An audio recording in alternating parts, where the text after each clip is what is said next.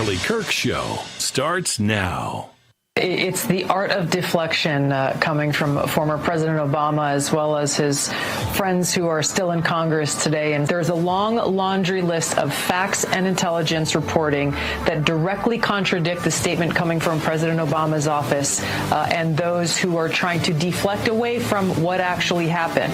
Led by President Obama, there was an effort to create a document that would serve as a foundation for what would be a years-long coup against President Trump, therefore trying to subvert the will of the American people who sent him to the White House in 2016. The Japanese are going to give America the ability to choose the projects, decide the projects, and execute the projects. The Japanese will finance the project. They will finance the project, and then we'll give it to an operator who'll run it, and the profits will be split 90% to the taxpayers of the United States of America and 10% to the Japanese. So they basically bought down their tariff rate by this commitment of we will back what you, the president, want, and you, America, want to build in America that are key to national security concerns. We'll back that, and therefore we'll be on your side. And I said to the Japanese trade representatives, and these were the top people, we concluded the one deal, Doug, and now we're going to conclude another one because they're forming a joint venture with us in Alaska, as you know, for the LNG.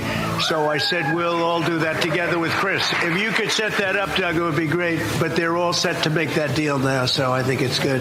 This was really the one they had to make, and we're going to make a deal with Japan on the LNG in Alaska, right? Okay, thank you very much. There was a lot of consternation, a lot of noise being created around tariffs because it's something that our presidents of the United States haven't had as far as their economic agenda. Donald Trump has, and all of the gloom and doom that was predicted as far as the tariffs are concerned, they have not been realized. So I think that you've seen what the markets are saying. You know, you have the great numbers that you just were talking about here. But at this point, Donald Trump's tariff policy seems to be working. And I think it's very difficult for Democrats to actually give him credit for that. In one historic package, we delivered the largest tax cut in American history, the largest spending cut in American history, and the largest border security investment in American history. And we got no tax on tips. Think of it, no tax on Social Security. We have no tax on overtime. It's just been, there's never been anything like it. So you're telling this committee that the Biden administration, while they were letting all of these unaccompanied minors into the country, and as we've talked about today, they weren't keeping track of them, they issued these kids a hotline that they could call if they had trouble with the sponsor family that they were put with. And you're saying that 65,000 calls to this hotline designated to protect these kids went unanswered? Is that what you're telling this committee? Yes, sir. Wow. The worst predictions that inflation was going to be fueled by this new tariff regime have not turned out to be the case so far. Well, I think what we've seen so far is that the manufacturers have been eating it a lot, or the exporters have been taking a lot of the price or the tariff adjustment. I think we're also seeing a lot of the retailers do it. A lot of the retailers' margins got very fat during COVID, so I think some of them are absorbing it. Thus far, we've seen very good inflation numbers this year. Well, I don't really care what the former first drug addict thinks. I just thank God every morning I wake up, we got President Trump in the Oval Office. And because of President Trump, in 7 weeks, we got the most secure border in this nation's history. President Trump was elected for that purpose, and we're going to keep that promise from President Trump. But I just signed the largest trade deal in history. I think maybe the largest deal in history with Japan. We worked on it long and hard, and it's a great deal for everybody.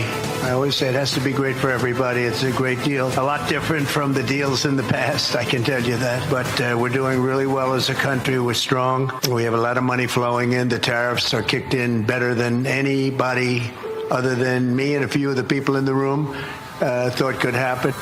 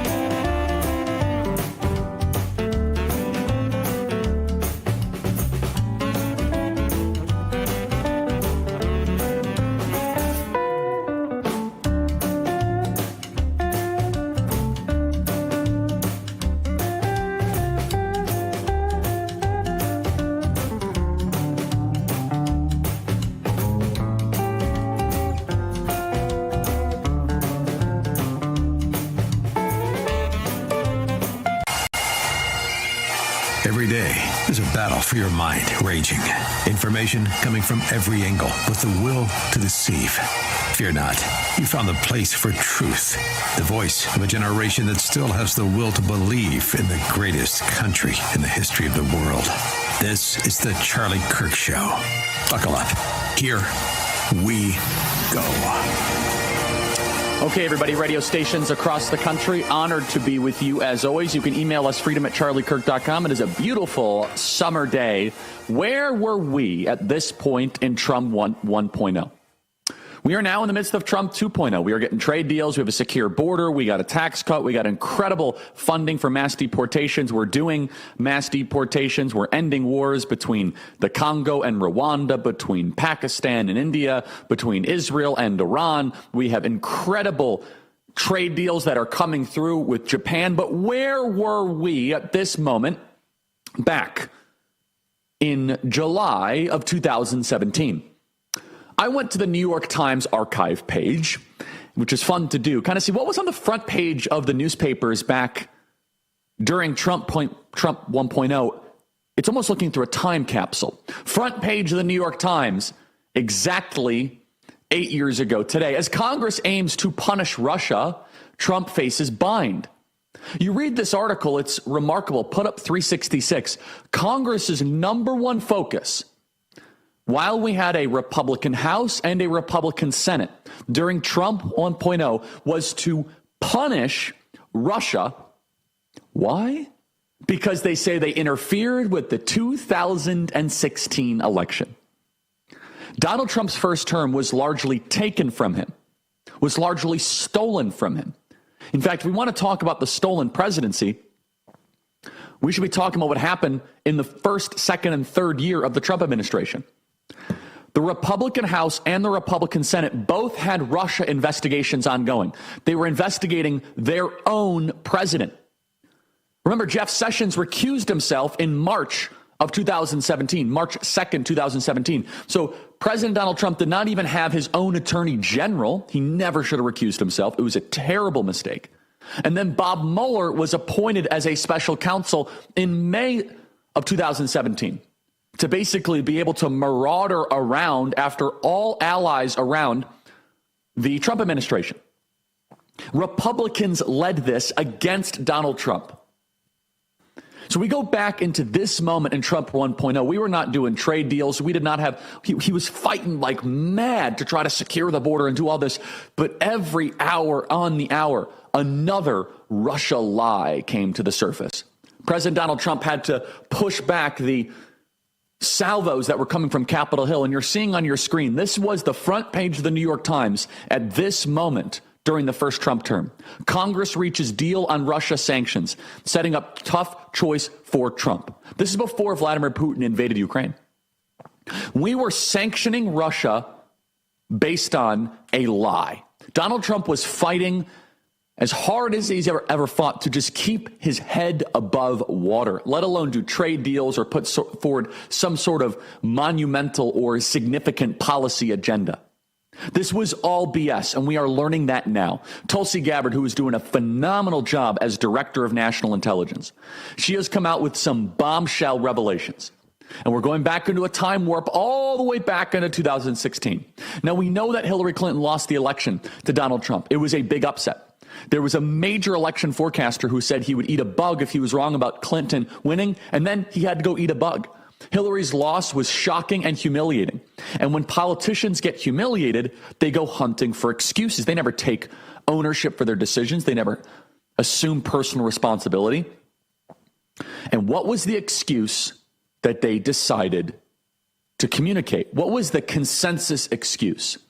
The consensus excuse was Russia, because that excuse had multiple benefits for the D.C. ruling class, had multiple benefits for the uniparty Republicans and uniparty Democrats. Not only was Russia very hateable for the octogenarian 88-year-old senator who still thinks the Cold War is going on, but it allowed for a new theater for the neocons to create a new war. So the war contractors, the war machine, and the endless military conflict position of D.C. had a new emphasis to focus on.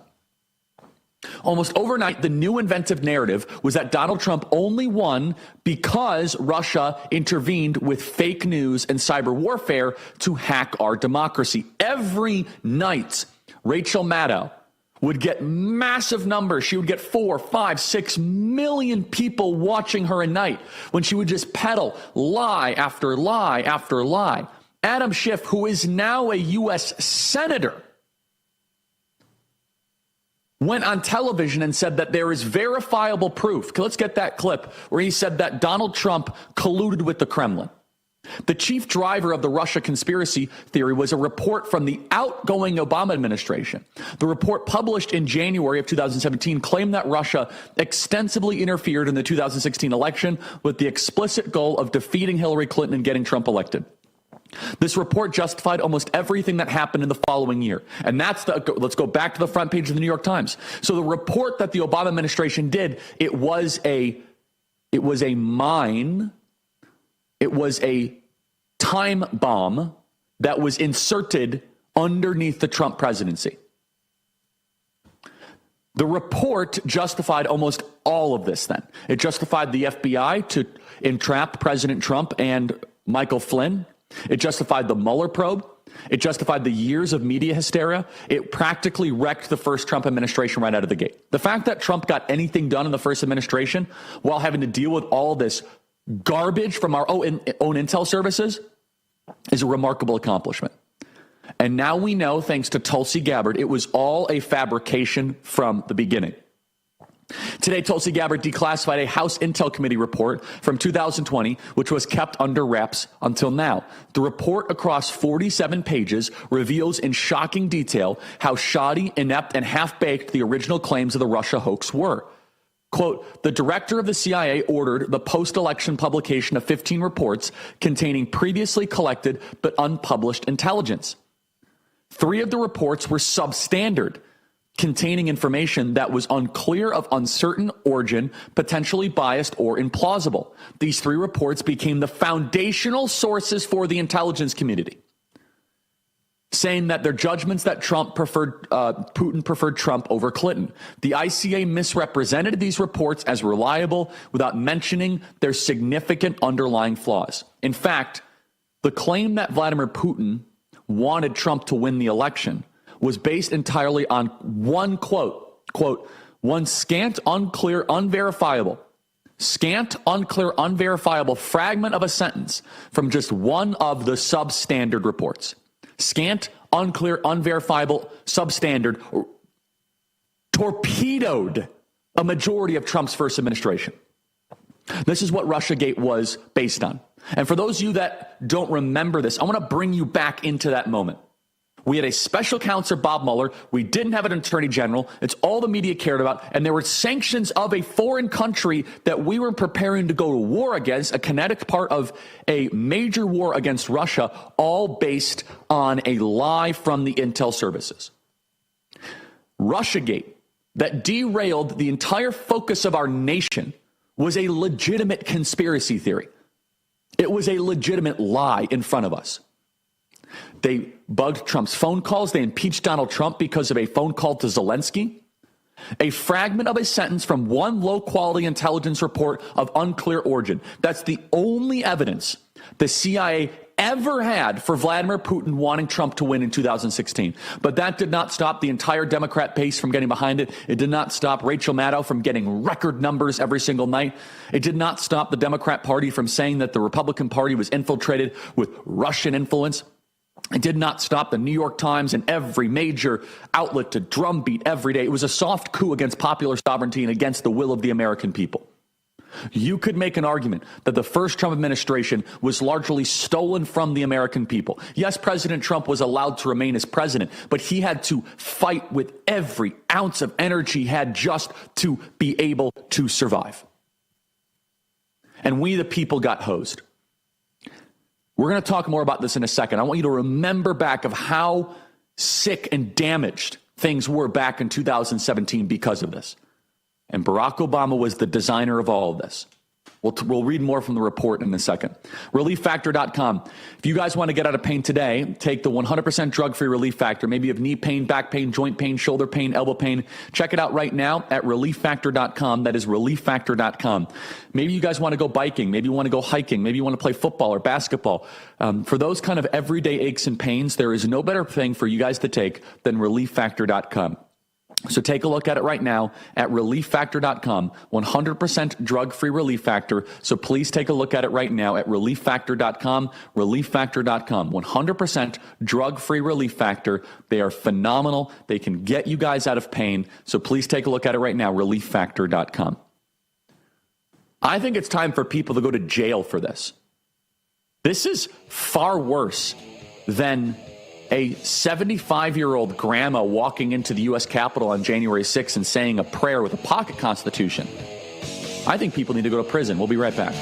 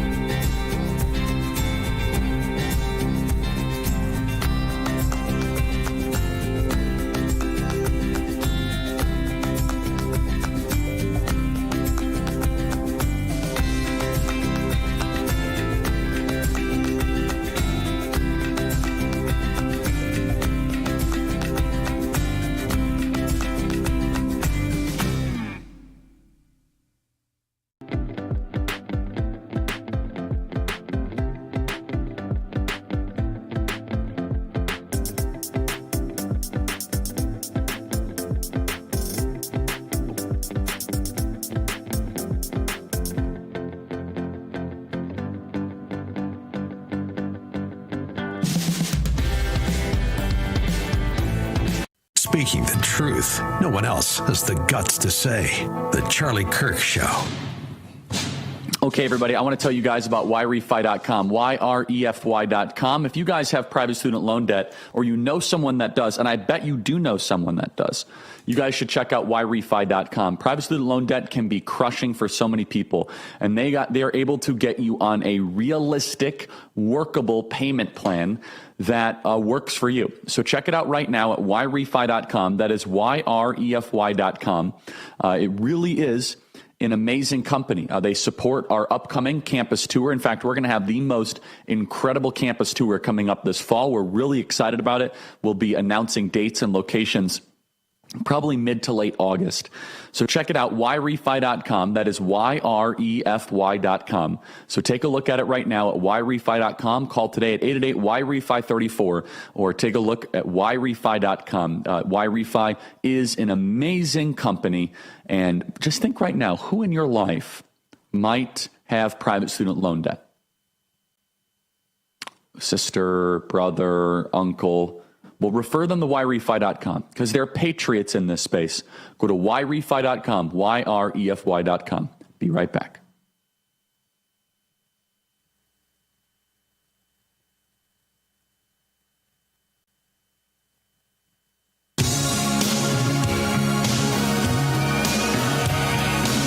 Welcome back, everybody. Email us, as always, freedom@charliekirk.com. So much of Trump 1.0 was taken from us. Here's James Comey, John Brennan, Hillary Clinton peddling what they knew was a lie. Brennan is easily the number one villain in this declassified report. He is a sinister human being. All roads lead back to John Brennan. He basically took the intelligence and shaped it into a Trump hit job. Let's play cut 365, please. The Russians interfered in our election during the 2016 cycle. It is a high confidence judgment of the entire intelligence community. It was Russia in a very systematic way tried to interfere in the election and to try to advance the prospects of Donald Trump being elected. Donald Trump knows that the Russians helped him win in 2016. There will always be an air of illegitimacy around the 2016 campaign. Okay, so this is what's really important. Nobody disputes that Russia did some, just opaque political digital stuff in the 2016 election. But here's the part that Brennan made up and Hillary repeated it. To advance the prospects of Trump being elected. That is the mega lie, where he threw out all the evidence. Russia wanted to create chaos and distrust. Mission accomplished. Good job, Democrats. So John Brennan, again, that's not in front of Congress. He's there on MSNBC in 2019 peddling a grotesque lie. And the consequences of it was nonstop media obsession. Nonstop. And there's another consequence as well. One that's right in front of us that's still happening to this day. Let's first play cut 368.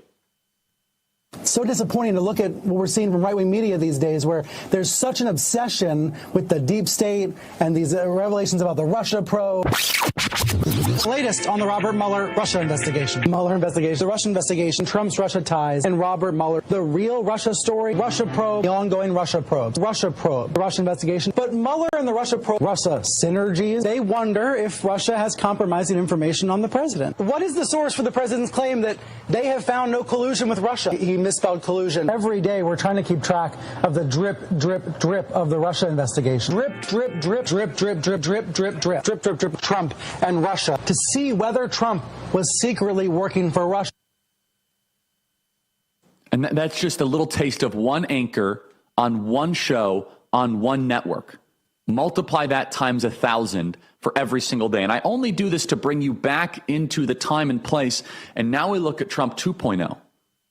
And we're getting trade deals and we're securing border and we're getting tax cuts. And of course, we have so much more to do. And they did that relentlessly for years because they needed to find an excuse. But understand that sanctioning a country is a big deal. So Congress went about to sanction Russia for something Russia did not ultimately do. Yeah, they wanted to sow chaos and distraction, even though it was a... We're interrupting this program for a special live report. Terrence Bates here with your Real America's Voice special report as House Speaker Mike Johnson is stepping to the podium in the Capitol. Let's listen in. Yesterday, some of you may have seen a false headline in the New York Times, and the headline was terribly misleading. It said House Republicans are, quote, adjourning until September to avoid a vote on releasing Epstein materials. I just want you to know, and everybody here knows, that's an outright lie. It's not true. And they were forced to modify their headline and update it today. The reason is we all know that's the initial lie travels much faster than the truth, and so we're making sure that people know what is actually going on here. I think every single one of your publications have known that the published schedule of Congress was decided in December of 2024, and it's been published ever since. We are fulfilling the calendar. We're working. We'll be working tomorrow. There have been votes every day this week. We have 9 or 10 committees working through markups this week, many tomorrow. Congress is doing its work. No one is adjourning early. We have an August district work period that is very important to the function of Congress that has been recognized for all of memory of this institution, and that is what everyone will be doing. The Times was forced to change the headline because it was completely false. No one in Congress is blocking Epstein documents. No one in Congress is doing that. What we're doing here, Republicans are preventing Democrats from making a mockery of the Rules Committee process because we refuse to engage in their political charade. That is what is happening and nothing more. The way Democrats have tried to weaponize this issue is absolutely shameless. And I just want to say this. Democrats said nothing and did nothing, absolutely nothing, about bringing transparency for the entire 4 years of the Biden presidency. But now, all of a sudden, they want the American people to believe that they actually care. Their actions belie their words. We will not be lectured on transparency by the same party that orchestrated one of the most shameless, dangerous political cover-ups in the history of the United States. And that was President Biden's obvious mental decline. House Republicans stand for maximum transparency and truth. We always have and we always will. We're in lockstep with President Trump and his administration on this issue. We are pushing for the release of all credible information to be released with regard to the Epstein matter. I would note also that there are real issues, legal issues, with the CANA resolution, with the Massey resolution. CANA's has no protection whatsoever for the victims of these horrible, unspeakable sex crimes, and Massey's doesn't go far enough. Additionally, the president has directed the Department of Justice to pursue the release of grand jury information, and that is happening as we speak. In fact, the court is processing the DOJ's request for grand jury materials as we are standing here right now. That's a very important step. We'll evaluate any necessary measures that Congress needs to undertake when that process is completed. I'm convinced the administration is thoroughly reviewing all materials and working to release all credible information while also providing protection for victims. And I've been very clear and on the record many times that we have an obligation to do that, a legal obligation and a moral obligation to protect the people who have been the victims of these unspeakable crimes so that their names are not dragged through the mud. That's a fine needle to thread, and I'm convinced that the people who are in charge with this are doing it the right way, judiciously. The Trump administration is working through the court to unseal those documents. Most of the Epstein files are under court order and sealed, so you have to go through that route to do it. All that credible information needs to come out, but they deserve the space to do that in the way that it is supposed to be done, and they are. A thorough, judicious, meticulous review to truly protect innocent people who suffered. In the meantime, on a much brighter note, the House Republicans are looking forward to going back to their districts. They have a lot to be proud of and a lot of good news to share back home. It's just 6 months. 6 months of this administration and this Congress. We worked closely with President Trump. We've delivered on the mandate from the American people. We have the safest border now in the history of the country. Inflation is cooling. We passed one of the most consequential pieces of legislation in the history of this institution, the One Big Beautiful Bill. And what that did, as you know, was it secured the largest tax cut for American workers, the largest single investment in border security and national defense in generations, the largest reduction in spending in the history of any government on planet Earth, and much more. President Trump is making historic trade deals to balance the playing field and bring trillions of dollars of investment into America.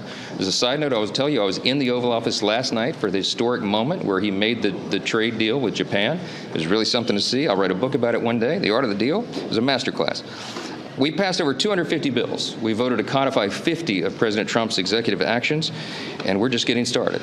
He has signed into law so far important legislation like the Lake and Riley Act, the Halt Fentanyl Act, the Take It Down Act, the Genius Act, and, of course, the $9 billion rescissions package. In just 6 months, President Trump and House Republicans have made safer, stronger, and more prosperous America. We have work to do that, fulfilling our campaign promises, and there's much more to come. And during the district work period, we'll be crisscrossing our districts and sharing with constituents the impact of all that hard work here on Capitol Hill.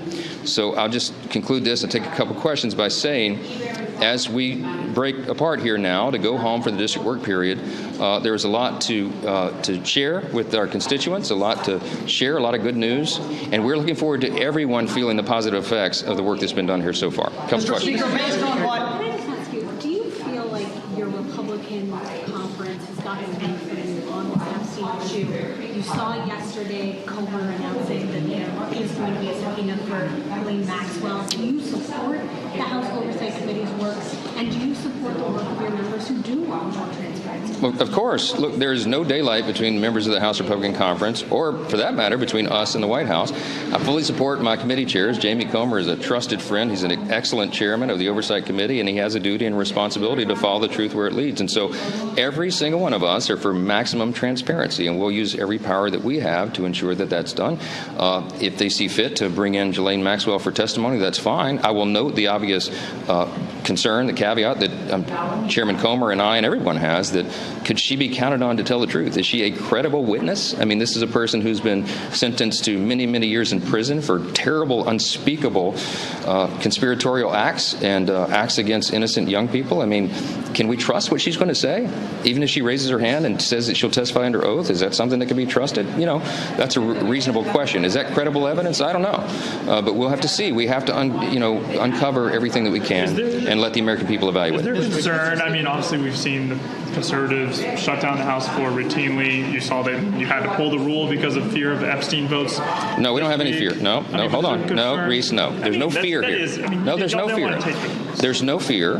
We're not going to allow the Democrats to use this as a political cudgel. Remember, they had 4 years. Hold on. The Biden administration held the Epstein files for 4 years. Not a single one of these Democrats or anyone in Congress made any peep about that at all. They could have brought a discharge petition at any point in the last 4 years. They chose not to. They waited until President Trump was elected. I think that's very suspect. And I will not allow the House to be drug into political gamesmanship. Not going to do it. Promises that Republicans made to voters over Jeffrey Epstein. Why not more of a sense of urgency? Why not just hold a vote today?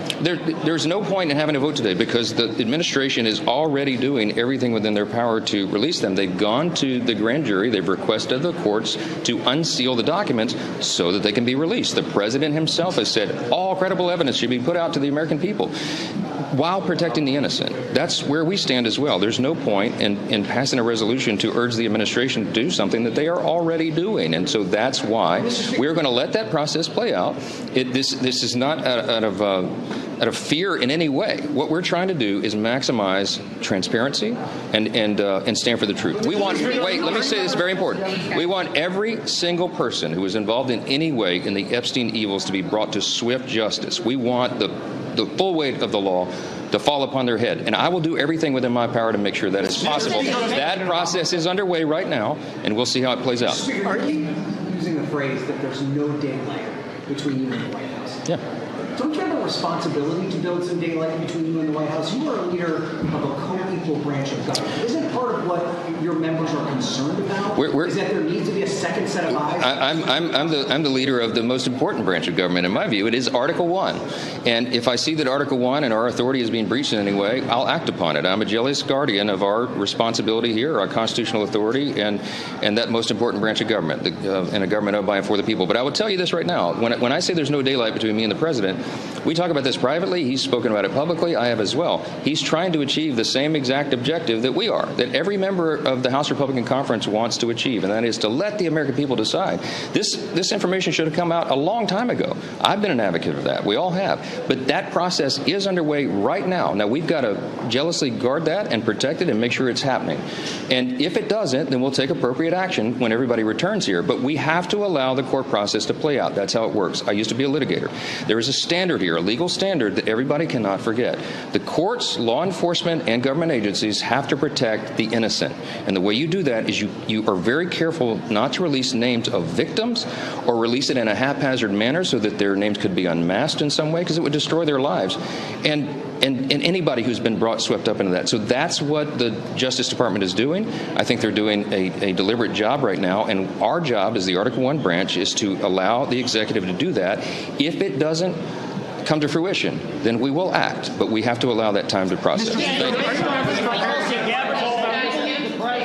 Obama committed treason. That was House Speaker Mike Johnson explaining to reporters why he is sending lawmakers home, basically also refuting some reports that he was sending lawmakers back to their districts in order to avoid a vote on the Jeffrey Epstein files. He basically is denying that that's the reason why, that this simply was on the schedule, and this is why he is following through on that. We, of course, will have more coverage for you throughout the day, but for now, let's get you back to the Charlie Kirk Show. This has been a live special report. We now join our programming already in progress. Kelly Network. Mark, great to see you. Thank you for taking the time. Mark, can we just go back in time for a little bit? I went back and I looked at the front page of the New York Times back on this date in 2017, July 23rd, 2017, and it was all Russia. And in fact, it was so much so that it was that Congress was passing sanctions to try to punish Russia for their interference in the 2016 election. Can you just remind some of our younger people in the audience, Mark, of how overwhelming the Russian interference narrative was, especially in the first year of the Trump presidency? It's hard to explain to someone who didn't live through it, because the degree to which it's all the press wanted to cover and talk about, and the degree to which the president's We're interrupting this program for a special live report. Happening in the nation's capital, Tom Homan, the border czar, speaking at CPAC's Human Smuggling Summit. We did a pilot program. Some of the pilot programs show as high as 30% of families claiming their families weren't families at all. Fast forward to the Biden administration. They stopped DNA testing. They stopped a majority of the trafficking investigations. For 4 years, I woke up every day pissed off because I knew children were being trafficked. I knew women and children being sex trafficked. I knew children were coming across the border being released to the very people that paid to have them smuggled, that conspired with alien smuggling organizations to have their child smuggled, put their child in the hands of criminal cartels to be snuck across the border. And I knew, based on my 4 years of experience, what some of these children most likely went through. So every day I woke up pissed off. Because when you open the border up, people are going to come. When you make a promise to the whole world, you can cross the border legally, it's a crime, but don't worry about it. We'll release you within 24 hours, send you to the city of your choice with a taxpayer-funded plane ticket, put you in a free hotel room, give you 3 meals a day, and work authorization within 3 months. I knew the whole world was going to take advantage of that. The most vulnerable people in the world would take advantage of that giveaway program. And what did that do? It brought millions to the border, overwhelmed the Border Patrol. We're up to 70% of agents are off the line. Changing diapers, making baby formula, making hospital runs, making travel arrangements. 70% of agents off the line. There was several moments, actually many moments in that 4 years, where the entire sector of U.S. Border Patrol agents were pulled off the line to deal with overcrowding, processing, dealing with that humanitarian crisis. When you remove 70% of agents off the line, that's when bad things happen. That's when trafficking exploded to historic highs. That's when sex trafficking exploded to historic highs. That's when enough fentanyl came across to kill 250,000 Americans. That's when we went from 14 people on the terrorist watch list arrested during Trump 45 to over 400 under Joe Biden. So every day I woke up pissed off, so I couldn't wait to see President Trump win office back, because I knew we'd come back and we fix it, and we did.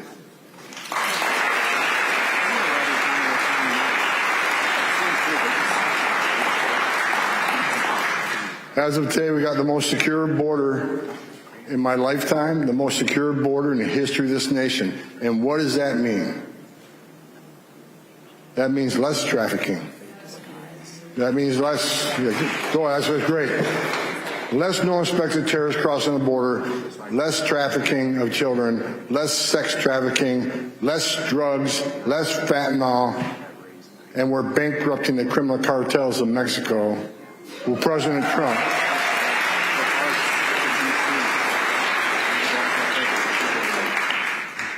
I said this before the election, and I say it again, and I mean it. President Trump will be the first president in American history to wipe the criminal cartels of Mexico off the face of the earth.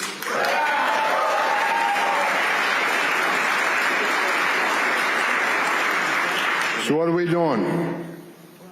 I can tell you we're all over the trafficking issue.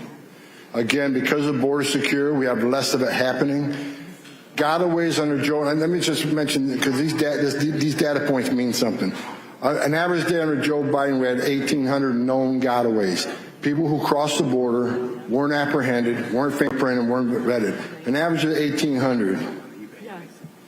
Last 24 hours, that number was 21. Less gotaways. The reason there's less gotaways is because every single border patrol agent is on the line, vigilant, securing that border at the highest level ever.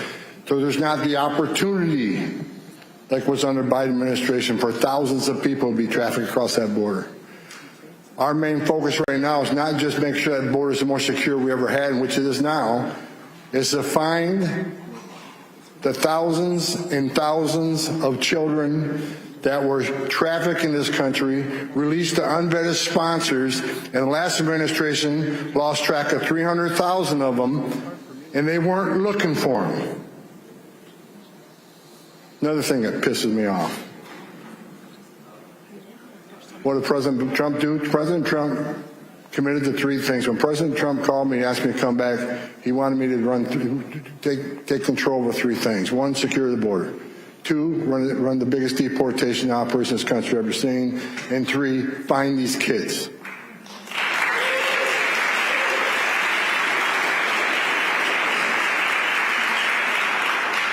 So we've already located right around 10,000.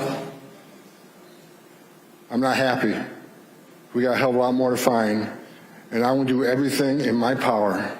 This administration will do everything in its power to find every single one of these kids.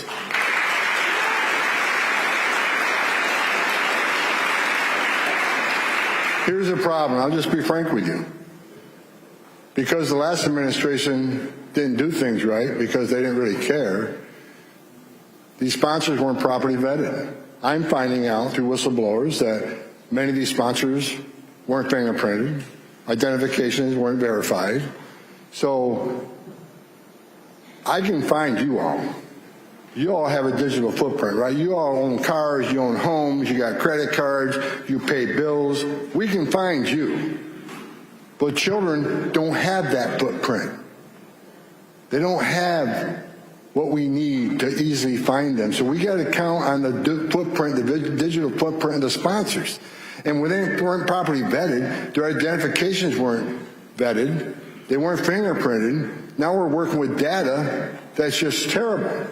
I mean, many of the addresses HSI is showing up at are parking lots, grocery stores. I know there's one case where one man sponsored over 20 children. How the hell did that happen? The last administration didn't care. All they cared about opening the border up, bringing as many people as they can. Because they obviously thought they were future Democratic voters, but they also thought they'd be counted in the next census, so Democrats earn more seats in the House. They sold this country out for future political power, and they sold the children out. But President Trump has made a commitment that we're going to find every one of these children. We have HSI agents every day going across this country. Despite what the media says, HSI is seeking down kids to deport them. We're seeking kids to save them. Some of these kids we have found were in forced sex slavery, sex trafficking. Some of these kids were in forced labor. You've read about them. Not all of them. Many of these children will be with families, safe. God help us, hope they all are. But that's simply not the fact. We have rescued children. We'll continue rescuing children every day. That's the facts you won't read about. I've actually asked for updated data that we'll hopefully get out in front of the presser in the near future. But I want you to know, every day I wake up, I look at the data, and I'm pushing as hard as I can. The White House president's pushing as hard as he can to make sure we're putting every resource available into finding every one of these children. And to permanently shut down sex trafficking and prosecute the animals that are involved in this.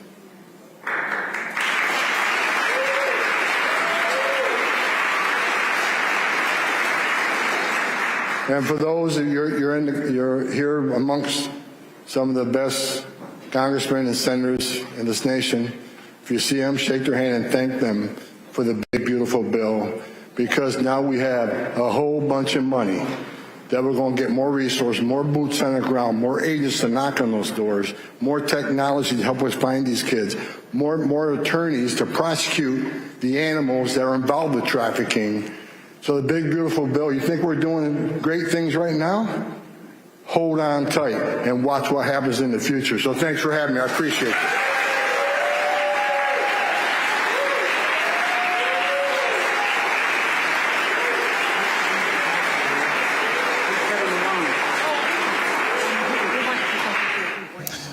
That was Tom Homan speaking at CPAC's Human Smuggling Summit, which is happening at the U.S. Capitol right now. A number of speakers from the administration have been on hand throughout the morning. Also, Real America's Voice is carrying all of this for you throughout the day. We are the distribution partner for this particular thing, so we, of course, will have coverage for you throughout today. In the meantime, let's go to break, and we're back with more of your regularly scheduled programming.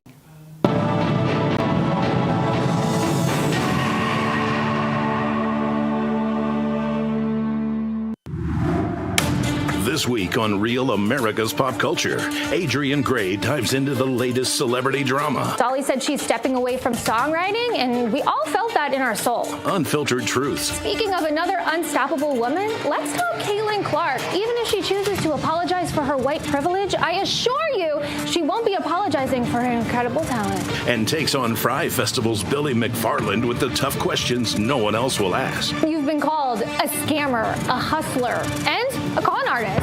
She's not backing down. I didn't physically hurt anybody. No one died. Speak directly to the people you let down, the vendors, the ticket buyers, the employees. What message do you have to say to them right now? Don't miss Real America's Pop Culture. Are you ready?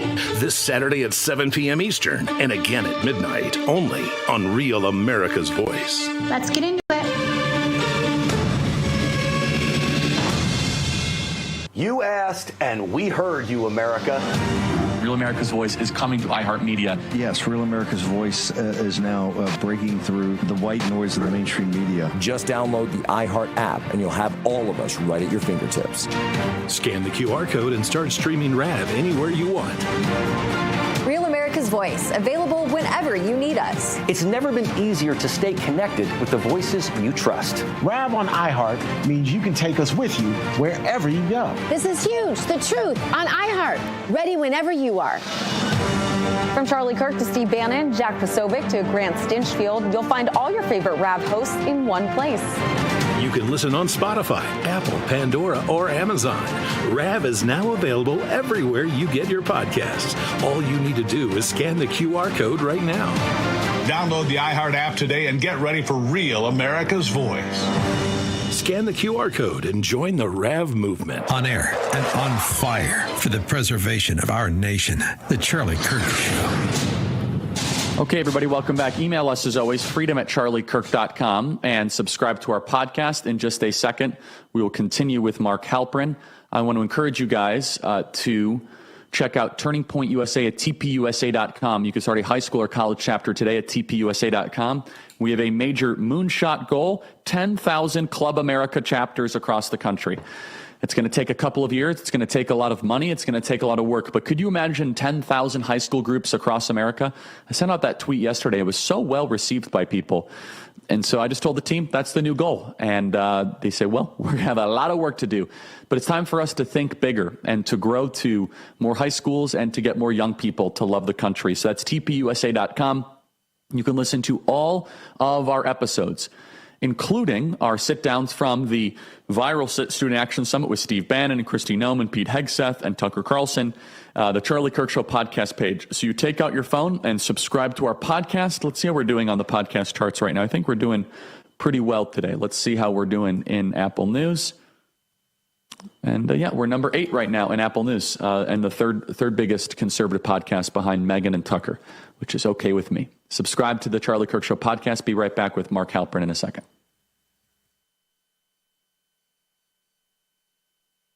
Welcome back, everyone. Mike Johnson speaking at the CPAC Human Smuggling Summit. Now let's listen in. Victim to this atrocious evil. So what we did in the big beautiful bill is not just reduce taxes, not just cut spending, not just restore American energy dominance and restore us to peace through strength and common sense and strengthen safety net programs and all the rest. But arguably one of the most important things that we've done in our lifetimes is ensure that the border is secure once again. And we got that done. Yes. I was with the president last night at the Oval Office, and he brought in all the House Republicans to do a little celebration for the hard work, for the amazing first 6 months that he has led us through, and the Congress being the most productive, arguably, and maybe in the history of this institution. We had to fix every single metric of public policy after the last 4 years, but there's none more important than this.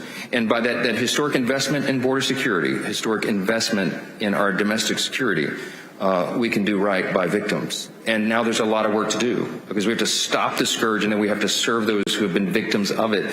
And I know you're doing such important work in that space. And I just wanted to come by and give my full endorsement to this effort, to pledge my support to you in any way that I can, to CPAC and Matt and Mercedes and the whole team. We're doing extraordinary work. Thanks for leading on this in a historic moment. Thank you for the time that you're investing. It's an important principle of Scripture that we defend the defenseless. And you're doing that. God knows it. I know it. The House Republicans know it. And we thank you for it. Thanks so much.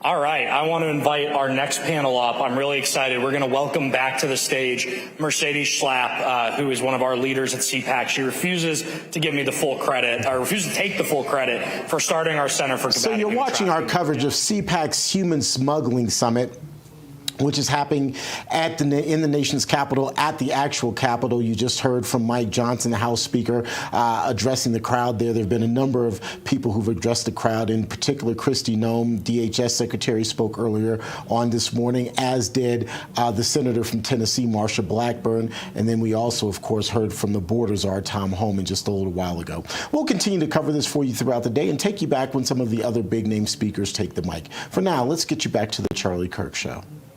I think just a lot of people reflexively say no without really understanding, the baseline of comparison. Same with immigration. If you say, so people who, have never broken an additional law and they're here and they're contributing to the economy, should they be deported? I think a lot of people, it's a complicated question. It's like, sort of depends, what are the other options? So I think a lot of the issues that are front and center are difficult to pull. That's number one. Number two, the president's got a lot of bad news coverage. Now, he always gets bad news coverage from the liberal press, right? Almost always. Now he's getting bad coverage from, if you'll pardon the shorthand, people like you, right? So just the general not mood quite, around the president. Not from this show, well, I don't but mean you. from others in the ecosystem. Yeah, yes. I don't mean you. I mean people like you, not you. So now all the a lot more of the coverage is bad, and it's this sort of mirror image of why does the Democratic Party have a 98% approval rating? It's not because Republicans are hating them more. It's because independents and Democrats are hating them more. Same thing's happening with the president on Ukraine, on Iran for some, maybe on immigration for some, maybe where he's talked about a path to legal status for some people who came here illegally, and on Epstein. There are going to be people who are currently unhappy. And again, it doesn't mean if they were voting an election, they wouldn't vote for the president. But if they answer a poll, it gives them an opportunity to be negative about the president. Okay. Now, lastly, I'd say the president has done big things, and he's frustrated. You and I both know it, that the conversation is about Epstein and other things that he doesn't want it to be about, and that the polls are not great. I'm sure he thinks he should be at his highest approval rating ever. But the reality is, even on the big things that he's accomplished, take the reconciliation law. There's things in there that are not popular, and voters know about some of them, or they hear about them, maybe in a misleading way, maybe not. But the tariffs. I think the tariff plan is working extremely well, certainly better than all our rich friends thought it would. But some prices totally are agree up. with you. Some prices are up. Bombing Iran seems very successful, very bold at a minimum, and yet some people think don't get entangled with the Middle East. Immigration, the border's closed, but some people don't like the way the current deportation operations are going. So even on its greatest successes, go ahead. Yes, sir. No, just for, I'm going to go through the breaks just for 2 minutes. I want you to be able to summarize your thought. Let's go through the breaks, guys. We're going to lose radio, but this will be posted as podcast and video because you're saying some important stuff. Mark Halperin continues in about 10 seconds. Stay there.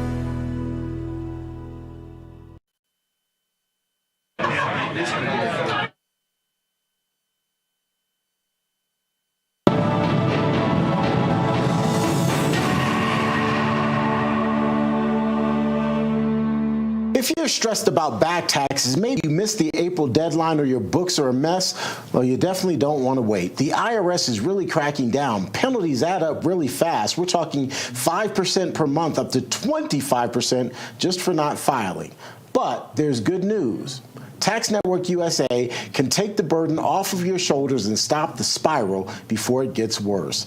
They've helped thousands of Americans, whether you're an employee, a small business owner, or if you haven't filed in years. If your books are messy, they got you hooked up as well. It's not a problem because they've seen it all and they know exactly how to clean it up. With direct access to powerful IRS programs and expert negotiators on your side, Tax Network USA knows how to help and how to win.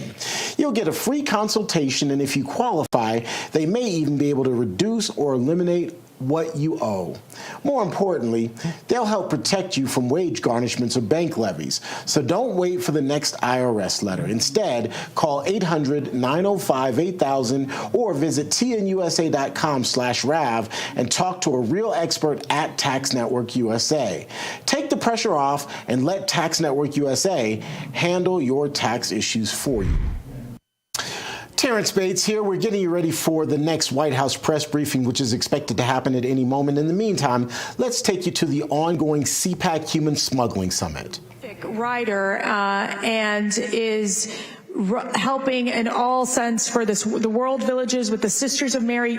You understand the solutions Tell us about what the sisters are dedicated to, how they are involved in this prevention and healing process for the girls and the boys. Thank you, Mercedes. Thank you, Matt. Thank you, Eduardo, for being in the trench. Before I propose a solution, because it will come at you, and I'll very arrogantly say, as a writer, I've climbed mountains in Africa, I've been to Central America, I've been to Mexico, I've seen the face of the diabolical. And by the way, I want to say something. I'm an old Catholic, raised in a big Catholic family. I'm Irish, so I have this Irish imagination. I've always seen human trafficking. There's an expression in Catholicism, it's a diabolical disorientation. Why do I say that? Diabolical. Because it is so evil. And yet, outside of the folks in this room, what Matt and Mercedes brought together, it's not being addressed. And boy, does Satan rejoice. Boy, does Satan rejoice. It's diabolical disorientation. I'll just say it, outside murder in the womb, it's the greatest evil Satan could conceive of, and it goes on. But the beauty is this, as Mercedes, thank you, there is a solution, and I will arrogantly say that I believe it is the best solution in the world today for escaped trafficked, to prevent trafficking. Today, as we sit here right now, there are 21,000, so Eduardo's incredible movie that all of you, I imagine, have seen, one child was saved. Today, this moment, probably right now, there's 21,000 kids eating a grilled cheese sandwich, chicken sandwich, getting ready to play basketball. Mercedes knows this, Eduardo knows this, Matt knows this, because they've been there and they've seen it and they've wept. They've wept. Eduardo just told me a story. Maybe you can share it in a minute. Why do they weep? Why do they weep? Because the Sisters of Mary pull these little Lazaruses out of their tomb by entering into the most dangerous towns in the world, most dangerous villages, the most heavily trafficked villages in the world. They risk their lives. They've been held up at gunpoint. They've been kidnapped. They've been verbally accosted, assaulted. They don't care. Why don't they care? Because they're in a state of grace. There's 380 sisters, and they split the seams of mountains where human traffickers live, MS-13, doesn't matter what country, Africa, and they're saying, take me out. I'm going to go after the bullied ones. I got the bullied ones, and they take them back down the mountains, and they bring them into what Mercedes, Eduardo, and Matt know, these boys' towns and girls' towns, where they raise Lazarus back to life, and they become engineers, architects, lawyers, carpenters, doctors, priests, nuns, whatever, you name it. The sisters raise these kids to life. So when I was asked to write the biography on Venerable Aloysius Schwartz, the founder of Boys' Towns and Girls' Towns, the Sisters of Mary. So Father Schwartz, I would describe him as like the Mother Teresa, but the guy version of Mother Teresa. That's a good way to describe him, right? I'll shut it down. Yeah, he's a superhero for the poor. He's Mother Teresa for the poor. I want to ask Eduardo, if you don't mind, I'm sorry. Are you taking over my role? It's my old journalism. Goodness. Okay, now. I told you I was arrogant. Eduardo and I just had a nice conversation on the balcony. He told me a story about God's mercy and what happens at places like Chalco, where there's 3,100 girls right now that the sisters have saved. I'm going to put you on the spot. Would you mind telling the story of what happened? Eduardo told me he's been there 10 times, of what happened on the stage that day. And can I set the scene real quick? So Chalco it looks like a university campus funded, and they don't even have enough funds to basically school, and they learn how to play sports, they learn how to dance, they learn how to be healthy kids, and it's all centered around the faith. The way those children are committed to God, and what these 50 nuns do to help these 3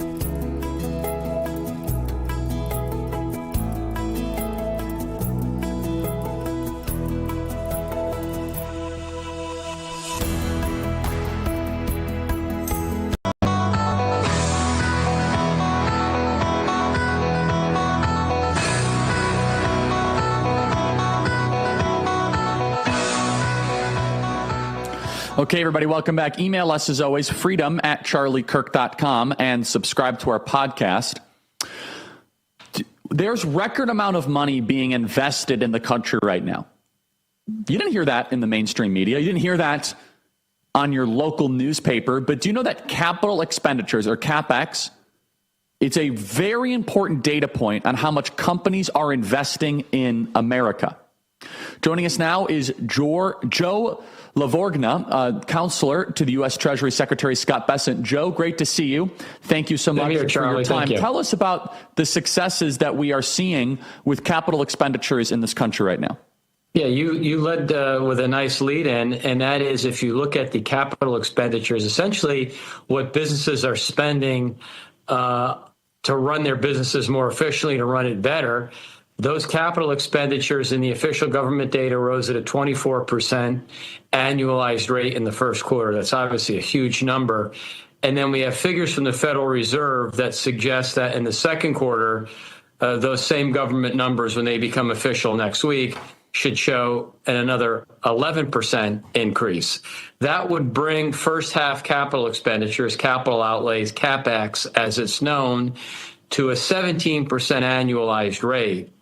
That would be the fastest two-quarter gain, excluding the pandemic, since late 1997, which, you think about, it's almost 30 years ago. We had gains of this magnitude. And that, of course, Charlie, was before the One Big Beautiful Bill was signed. So it's a really remarkable story that people aren't aware of. They are not. Let's play cut 332 here. I had our team get this. It's the Palantir CEO, Sankar, praising President Trump's leadership in AI innovation, which is directly tied to capital expenditures. So if we want to win the AI race, we actually want people to invest capital in this country, not otherwise. Play cut 332, please. Well, you could say our adversary, China, they're kind of the best at long-range planning. They have systematically worked over 40 years to invest against our weaknesses. But, you know, the one thing they could not see coming is the AI revolution, because even we could not see it coming. The AI revolution is an American phenomenon. It is something we are leading in, as the president said. We can't take that for granted. We have to keep up the pace, as the president's doing and as our industry is doing. But the real opportunity is that AI allows us to give the American workers superpowers. It allows us to compete in a completely asymmetric way. We shouldn't forget, at the dawn of World War II, we had the 17th largest army. We were the underdog by a long shot. And I think American greatness always starts when we're the underdog. When we were the rebels against the redcoats, when we were starting to build factories in World War II, we're back there again. I would agree with the president that we are the leader in AI. We're not catching up, we're leading. So this AI renaissance is very important. I know you guys are monitoring this at the Treasury Department. What does that also mean for blue-collar jobs, investment? And can you talk about how capital expenditures actually is a direct investment in the working class? Because when companies invest, workers then have higher wages and more work. Please. Right. So, Charlie, if you look so far at the first 6 months of President Trump's term, blue-collar workers, these are people who are not the professional managerial class. They're oftentimes, unfortunately, living paycheck to paycheck. Their real wages, their inflation-adjusted pay, is up 1.2%. The only time it's been faster to start a new administration was Trump 1.0 to 1.3%. They're virtually the same. Unfortunately, through the bulk of time, and data go back to the 1960s, people saw real wage declines, not even increases, but declines. So already the blue-collar boom has occurred. To the extent we get more capital investment, in other words, companies being able to invest in tools, machinery, to allow them to produce more, that means higher productivity, higher profits. By definition, it means higher wages. And we know from technology, and AI certainly now is at the forefront of technological innovation, that when we have these technological booms, they're disinflationary, so that will also tend to lift real wages, but also the middle class tends to benefit quite significantly. We had a little bit of that under Trump 1.0 in his first term, when you saw significant increases in median household income, and the middle to lower income wage earners did the best.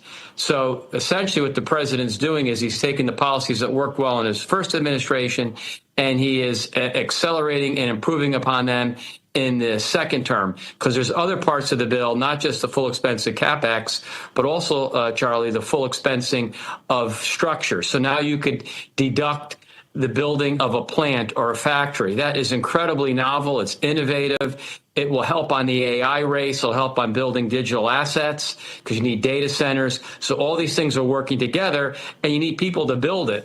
That's going to directly benefit the U.S. worker. Let's play cut 380. This is major blue collar, bottom up investment. Play cut 380, please. The CapEx comeback in full swing. Business investment is surging at the fastest pace since 1997. Equipment production jumping 17% year over year, powered by retroactive incentives and the president's newly signed Big Beautiful Bill. The administration hoping to boost productivity, lift blue-collar wages, and lay the groundwork for longer-term economic growth. So what other components on the capital X side makes America have a competitive advantage? So can you just walk our audience through how some of these companies, they need to pick what country they're going to have capital expenditures in? And why is it now that America is winning that contest, please? So number one, Charlie, we start with the Tax Cuts and Jobs Act of 2017. You've got a significant cut in the corporate tax rate. Corporate tax rate is one of the lowest in the world. We'd love to see it lower, but it's one of the lowest in the world. So you've got that. That now is permanent. You've got pro-business regulation, the president trying to shorten the time with which it takes to build something because the permitting process has gotten out of control. You want to do AI, you want to have to be the crypto country of the world, the dominant driver. Well, you need data centers. How do you have data centers? Well, you need data centers. You got to power them. You got to power that with energy. You need cheap and abundant energy. The U.S. has that. So you've got a very friendly business environment. You've got low corporate tax rates. You've got cheap and abundant energy. You're getting tax credits to be here if you're building a plant or you're investing in CapEx. I mean, it's across the board where you want to bring your money here. And the tariff, in addition, is an added incentive to do it. So this is why you're seeing the president announce all these countries wanting to invest directly in the U.S., why Secretary Bessent's been working so hard to get these trade deals through. We're now reaping the early stage of these benefits, which should be multi-generational as they take hold. And so let me just kind of have one final question here, Joe, which is how much of this is current and is also a lagging indicator? When do you think we'll start to really see the culmination of CapEx? Because some of this, in my opinion, takes 6, 9, 12, 18 months to materialize into macroeconomic data. When do you think we're going to really start to see all of this take hold, where people start to feel the benefits of this capital expenditure bonanza that's happening in a good way? So the big gain in Q1 that looks like it continued in Q, Charlie, was due to the fact that we have retroactivity to the tax cut. So it's already starting. That's number one. Number two, because President Trump has been able to get the inflation rate down, we're seeing the real wages increase. So it's here. It's in the very, very early innings. And because AI now is so abundant and we know how to use the technology, so that shortened the time period from which you actually get the benefit. So we're not talking like 12, 18 months. We're going to continue to see the benefits as you get more CapEx. We'll see very strong second half numbers. The economy should be growing at 3% plus. And then sometime in the new year, we could talk about how 2025 started this incipient boom. And with these policies in place, there's a very long runway. And that runway is going to be higher living standards, higher wages, and Americans are going to feel much richer and healthier because of it. Joe, if you could just stay right there, I'd love to keep you over the break and just kind of go to some more audience questions about the economy, CapEx, and kind of some of the places we're really starting to see this investment. So please stay right there. PatriotMobile.com/Charlie. Check it out right now at PatriotMobile.com/Charlie. You have a decision to make. You can either go with woke wireless, that does not share your values, or you can go with Patriot Mobile, a company that shares your values, that loves America, that is a Christian company. You see, when you pay your cell phone bill every single month, a portion of that money, whether you realize it or not, is going to Woke Wireless, unless you have patriotmobile.com/Charlie. That is patriotmobile.com/Charlie. So take it out right now at patriotmobile.com/Charlie. So please take a look at it. Glenn and the entire team, they are the best. So take a look right now at patriotmobile.com/Charlie. Email us as always, freedom@charliekirk.com. Subscribe to our podcast. We'll be back with more about the economy, investment, and how we're going to be able to deliver for workers. Be right back.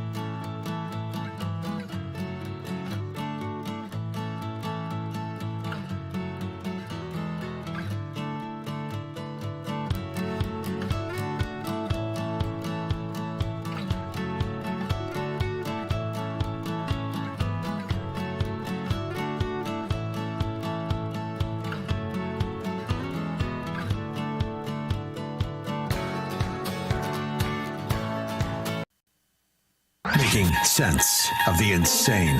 You're listening to The Charlie Kirk Show. Okay, everybody, welcome back. Email us as always, freedom@charliekirk.com, and subscribe to our podcast. That is our flagship podcast. You guys can subscribe to it. We're doing very well. We're number 8 right now in Apple News. I want to tell you guys about whyrefi.com. Do you have a private student loan situation that you want to try to figure out? Go to whyrefi.com. That is YREFY.com. Call 888-YREFI34 or whyrefi.com. Whyrefi does not care what your credit score is when the payment on your distressed or defaulted private student loan is so big that you can't ever get ahead in your finances. Whyrefi is surely your best option. Many clients aren't even able to make the minimum monthly payment on their their private student loans when they first contact YRefi. Go to YRefi.com. Bad credit is accepted. And do you have a co-borrower? Well, YRefi can get them released from the loan, and you can give mom or dad a break. You don't have to skip a payment every 6 months. You can even skip a payment every 6 months, up to 12 times that penalty. Call 888-YRefi34. That is 888-YRefi34, or log on to YRefi.com. That is YREFY.com. Bad credit is accepted, and YRefi offers a 3-minute rate check without any credit impact. So go to YRefi.com. That is YRefi.com. Email us freedom@charliekirk.com and subscribe to the Charlie Kirk Show podcast page. We'll be right back.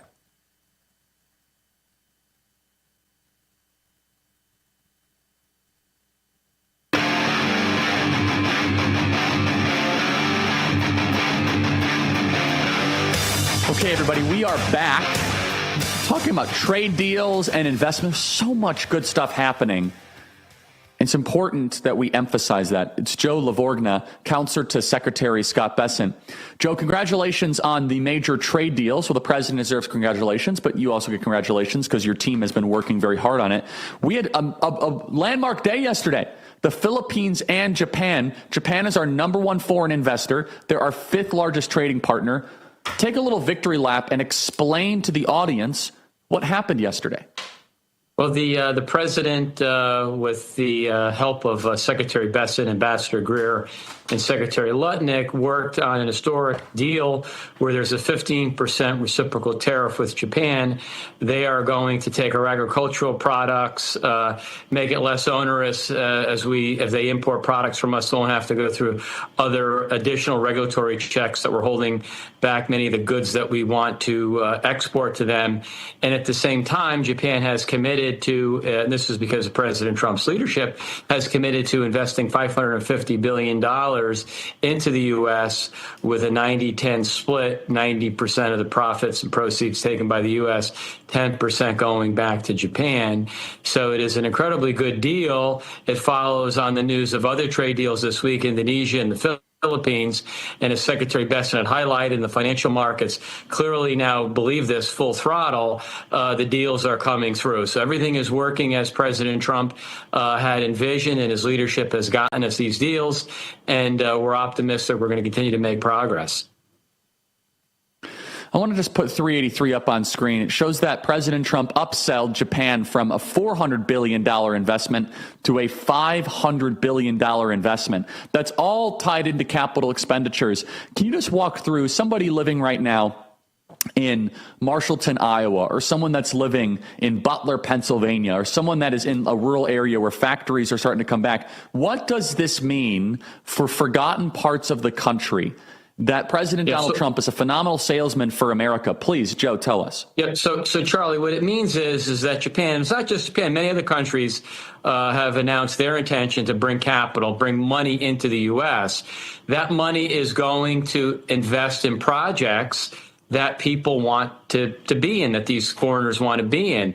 It could be cryptocurrencies, the creation of digital assets, which you need to mine those assets. So it's building a data centers. It could be automobiles, because, again, there's tariffs. Those tariffs are designed to encourage people to not sell into the U.S., but rather invest in the U.S. So it's a whole range of potential different industries and products that people want to come into the U.S. because the U.S. is the largest economy in the world. We're the biggest consumer in the world. We're the wealthiest consumer in the world. So there's all these wonderful opportunities to come into the U.S. And President Trump has said, look, we're open for business, and we're going to make it so that it is your best reason. It makes the most sense for you to be here. So you have countries like Japan who are committing over $500 billion in capital to build the industries and firms here that they think are going to be additive to the U.S. economy. The U.S. worker is going to be a direct benefit of that. So, again, we'll get more details as things come out, but this is really fantastic news. It is. And so, for example, that means that Toyota might build more manufacturing plants here.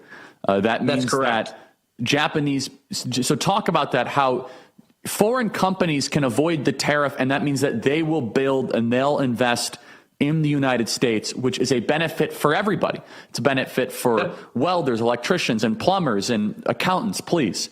Right, that's right. Well, Secretary Besson's from South Carolina. BMW has many plants there. They've got plants elsewhere. And those are jobs, those are high-paying jobs that Americans are that they're working at. They're working at these places. So as more countries consider, like, look, we've got this tariff, maybe it makes more sense instead of selling into the U.S. and paying this tariff, maybe we should relocate to the U.S. to take advantage of its low corporate tax rates, its investment incentives, its high-quality workforce. And this is important. It's cheap and abundant energy, because whenever you're going to make something, Charlie, you need an input. You need energy to power that. And in many places in the world, energy costs are incredibly high, especially in Europe. Why would you want to operate there? Bring your business to the U.S. We're open. It's the golden age, the golden era, as President Trump says. And you got to employ people. Who are you going to employ? Where are you going to employ Americans? Because the president has made sure that illegal immigration has been put to a halt. And you're going to pay Americans. And as Secretary Besson has said, because there's now there isn't any more below or artificial labor supply anymore, you're going to get normal market-based wage rates. So your companies here, they're building, and at the same time, the Americans who are here, who want to work at a market-based wage, are going to get it. So you're going to see wages rise, as Secretary Besson is highlighting. Joe Livorno, thank you so much for your leadership. Congratulations. Deal with the Philippines, Japan, got CapEx going up. Thank you so much. We'll be right back.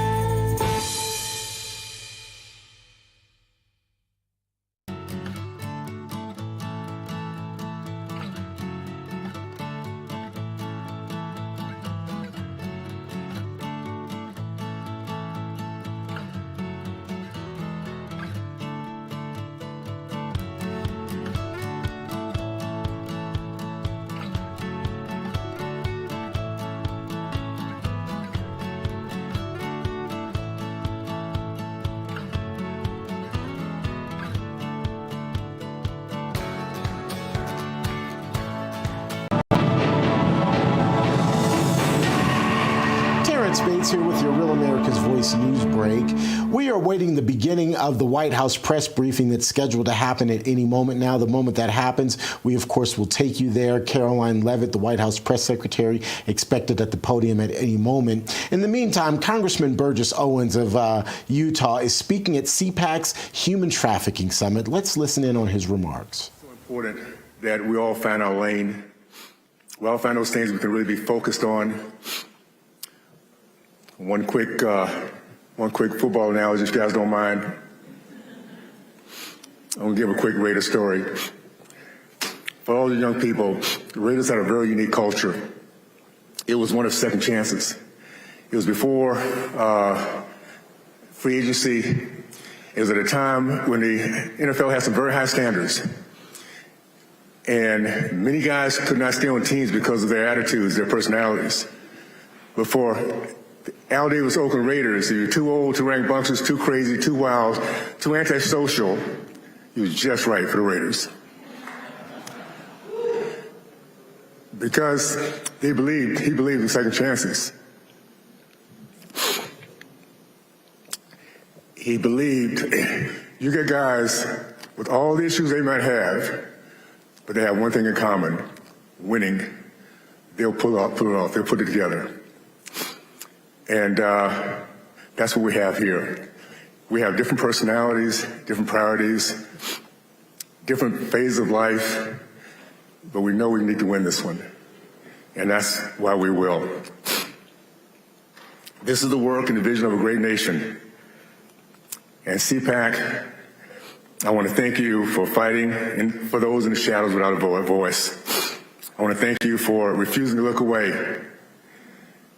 I thank you for believing, as I do, that the American spirit of empathy and love for our fellow man shall overcome the darkness of exploitation. We're in the beginning of a great new chapters, my friend, with President Trump. It's an America first, America free. And I'm very, very excited to be part of this process, to live in this time of history.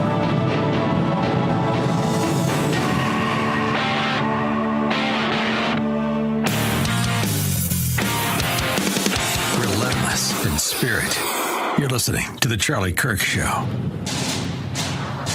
Welcome back, everybody. Email us, as always, freedom@charliekirk.com, and subscribe to our podcast. That is the Charlie Kirk Show podcast page. What do we have, guys?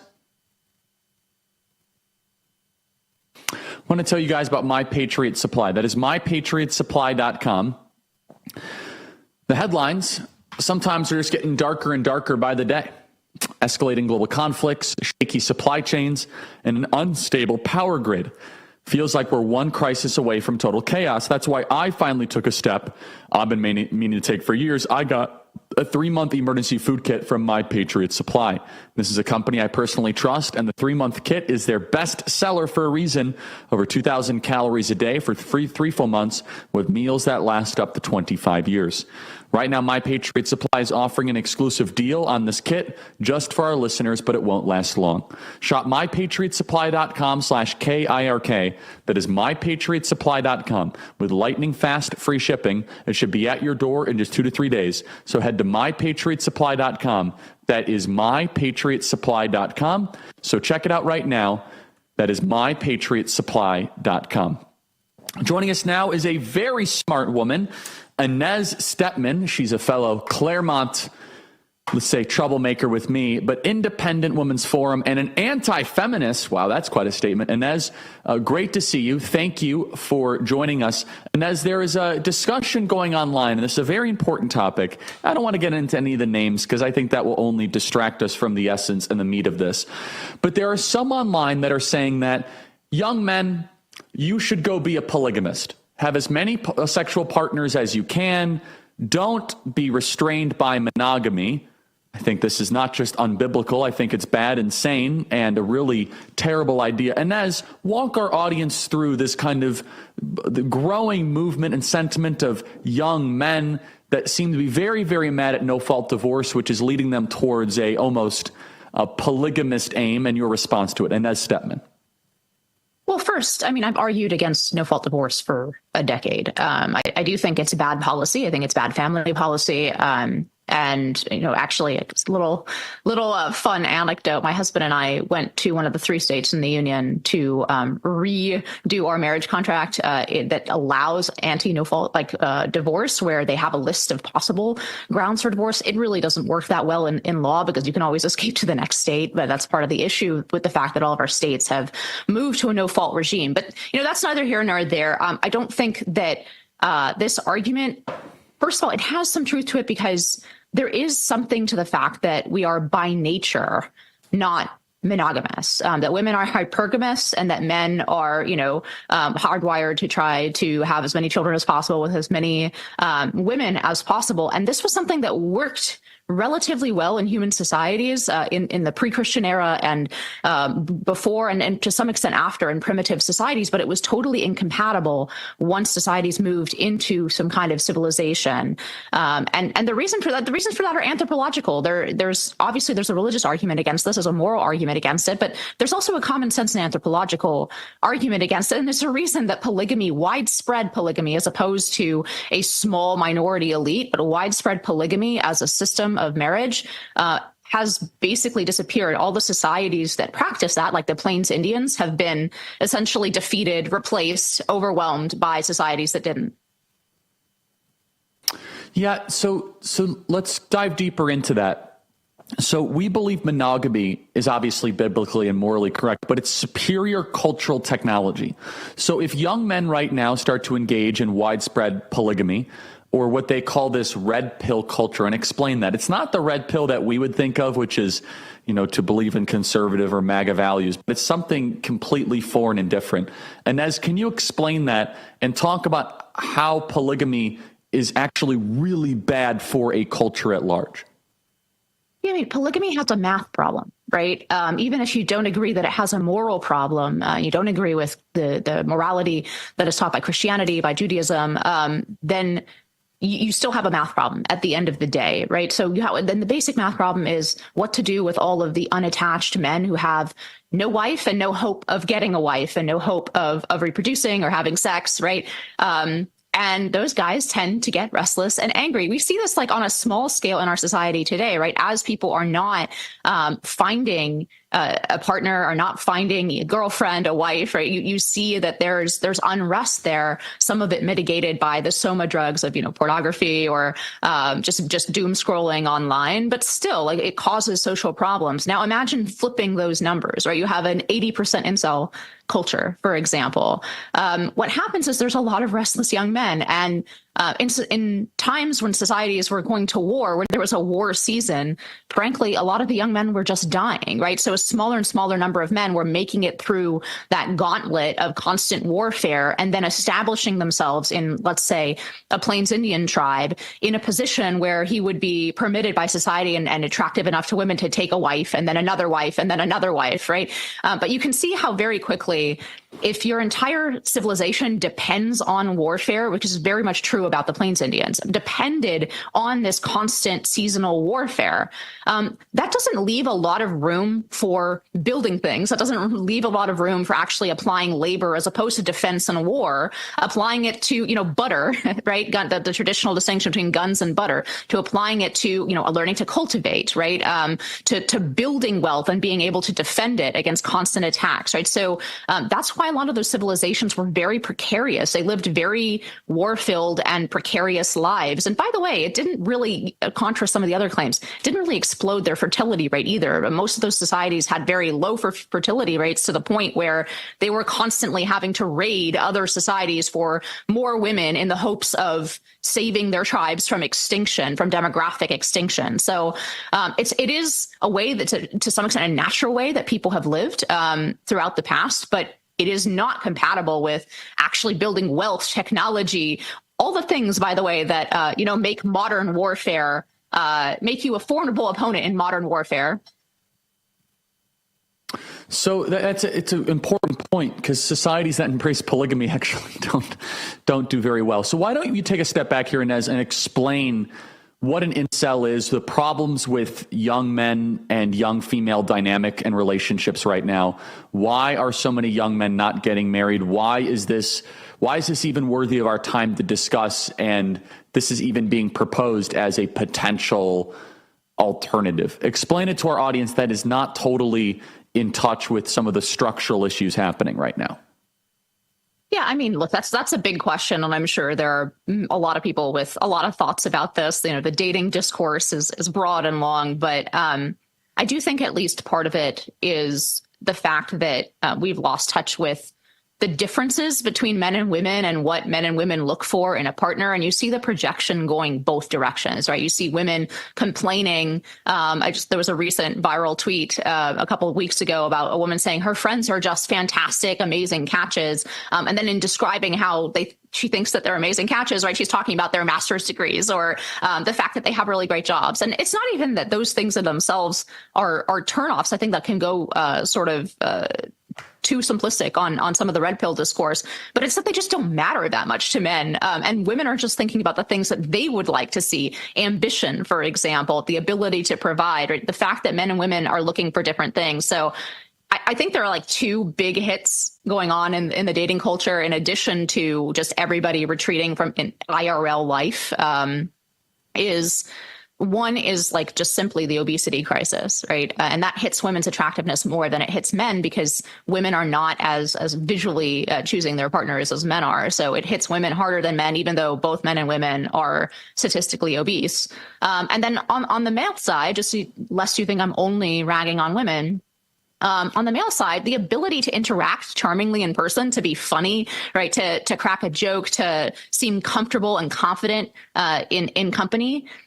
Again, both men and women are retreating from that. We spend more time with our phones. We spend more time interacting in an asynchronous manner where you don't have to come up with anything witty on the fly. You can take your time and type out a text, right? That hits all of us, but it hits young men more than women because women just don't really want to be with like a shy, awkward kind of guy. It really is just not one of the things that women are naturally attracted to. And I think when you put both of those two things together, you add in, long sexual histories and heartbreak, you add in the fact that people are looking to marry much later, you add all those things together and you get something where the sexual market, if you will, where the average person on both sides of the sex divide is less attractive to the opposite sex than they were, let's say in 1970, where the average woman was so younger, hasn't dated around as much, right? Doesn't have as long a sexual history, is slimmer, right? And is generally not opposed to behaving in a more feminine way or taking on a more feminine role. On the flip side, right, in 1970, you had a lot of cultural encouragement for men to develop those kinds of social skills, to develop competencies that would make them feel competent and confident when they were going out and talking to women. Those were things that were kind of instilled in the culture, not to be too glib about it, but, you'd get stuck in a locker more often. You would get bullied, and that might have been painful, but it really did shape people in a way that made them more attractive on average to the opposite sex. And then, of course, there was a big pay differential between men and women in 1970 in a way that's not true today on the average sort of dating market. So look, love is individual. I'm not trying to be too didactic about this, but it's still, you can look at the overall dating market and see where, your average woman and your average guy who are out there looking for a partner may be less satisfied with what they find than they would have been 30 or 50 years ago.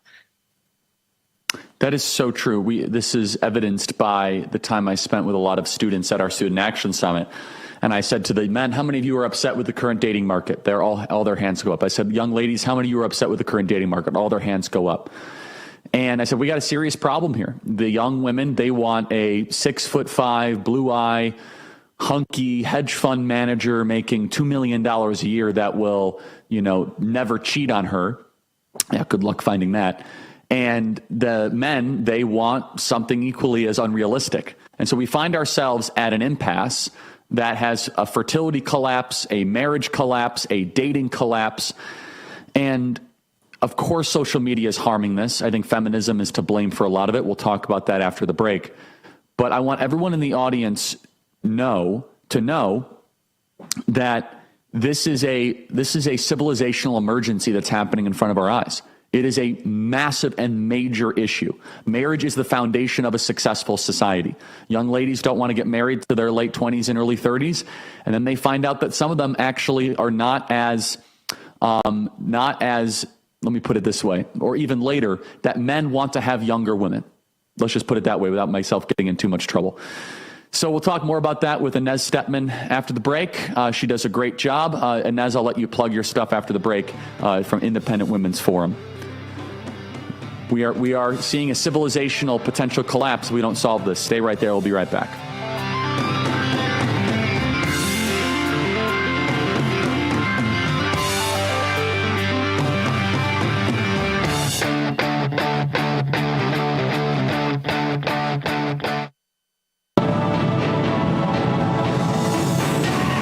Welcome back to this America's Voice News Break. Caroline Leavitt, White House press secretary at the podium. Here she is. Killer who took 4 precious souls.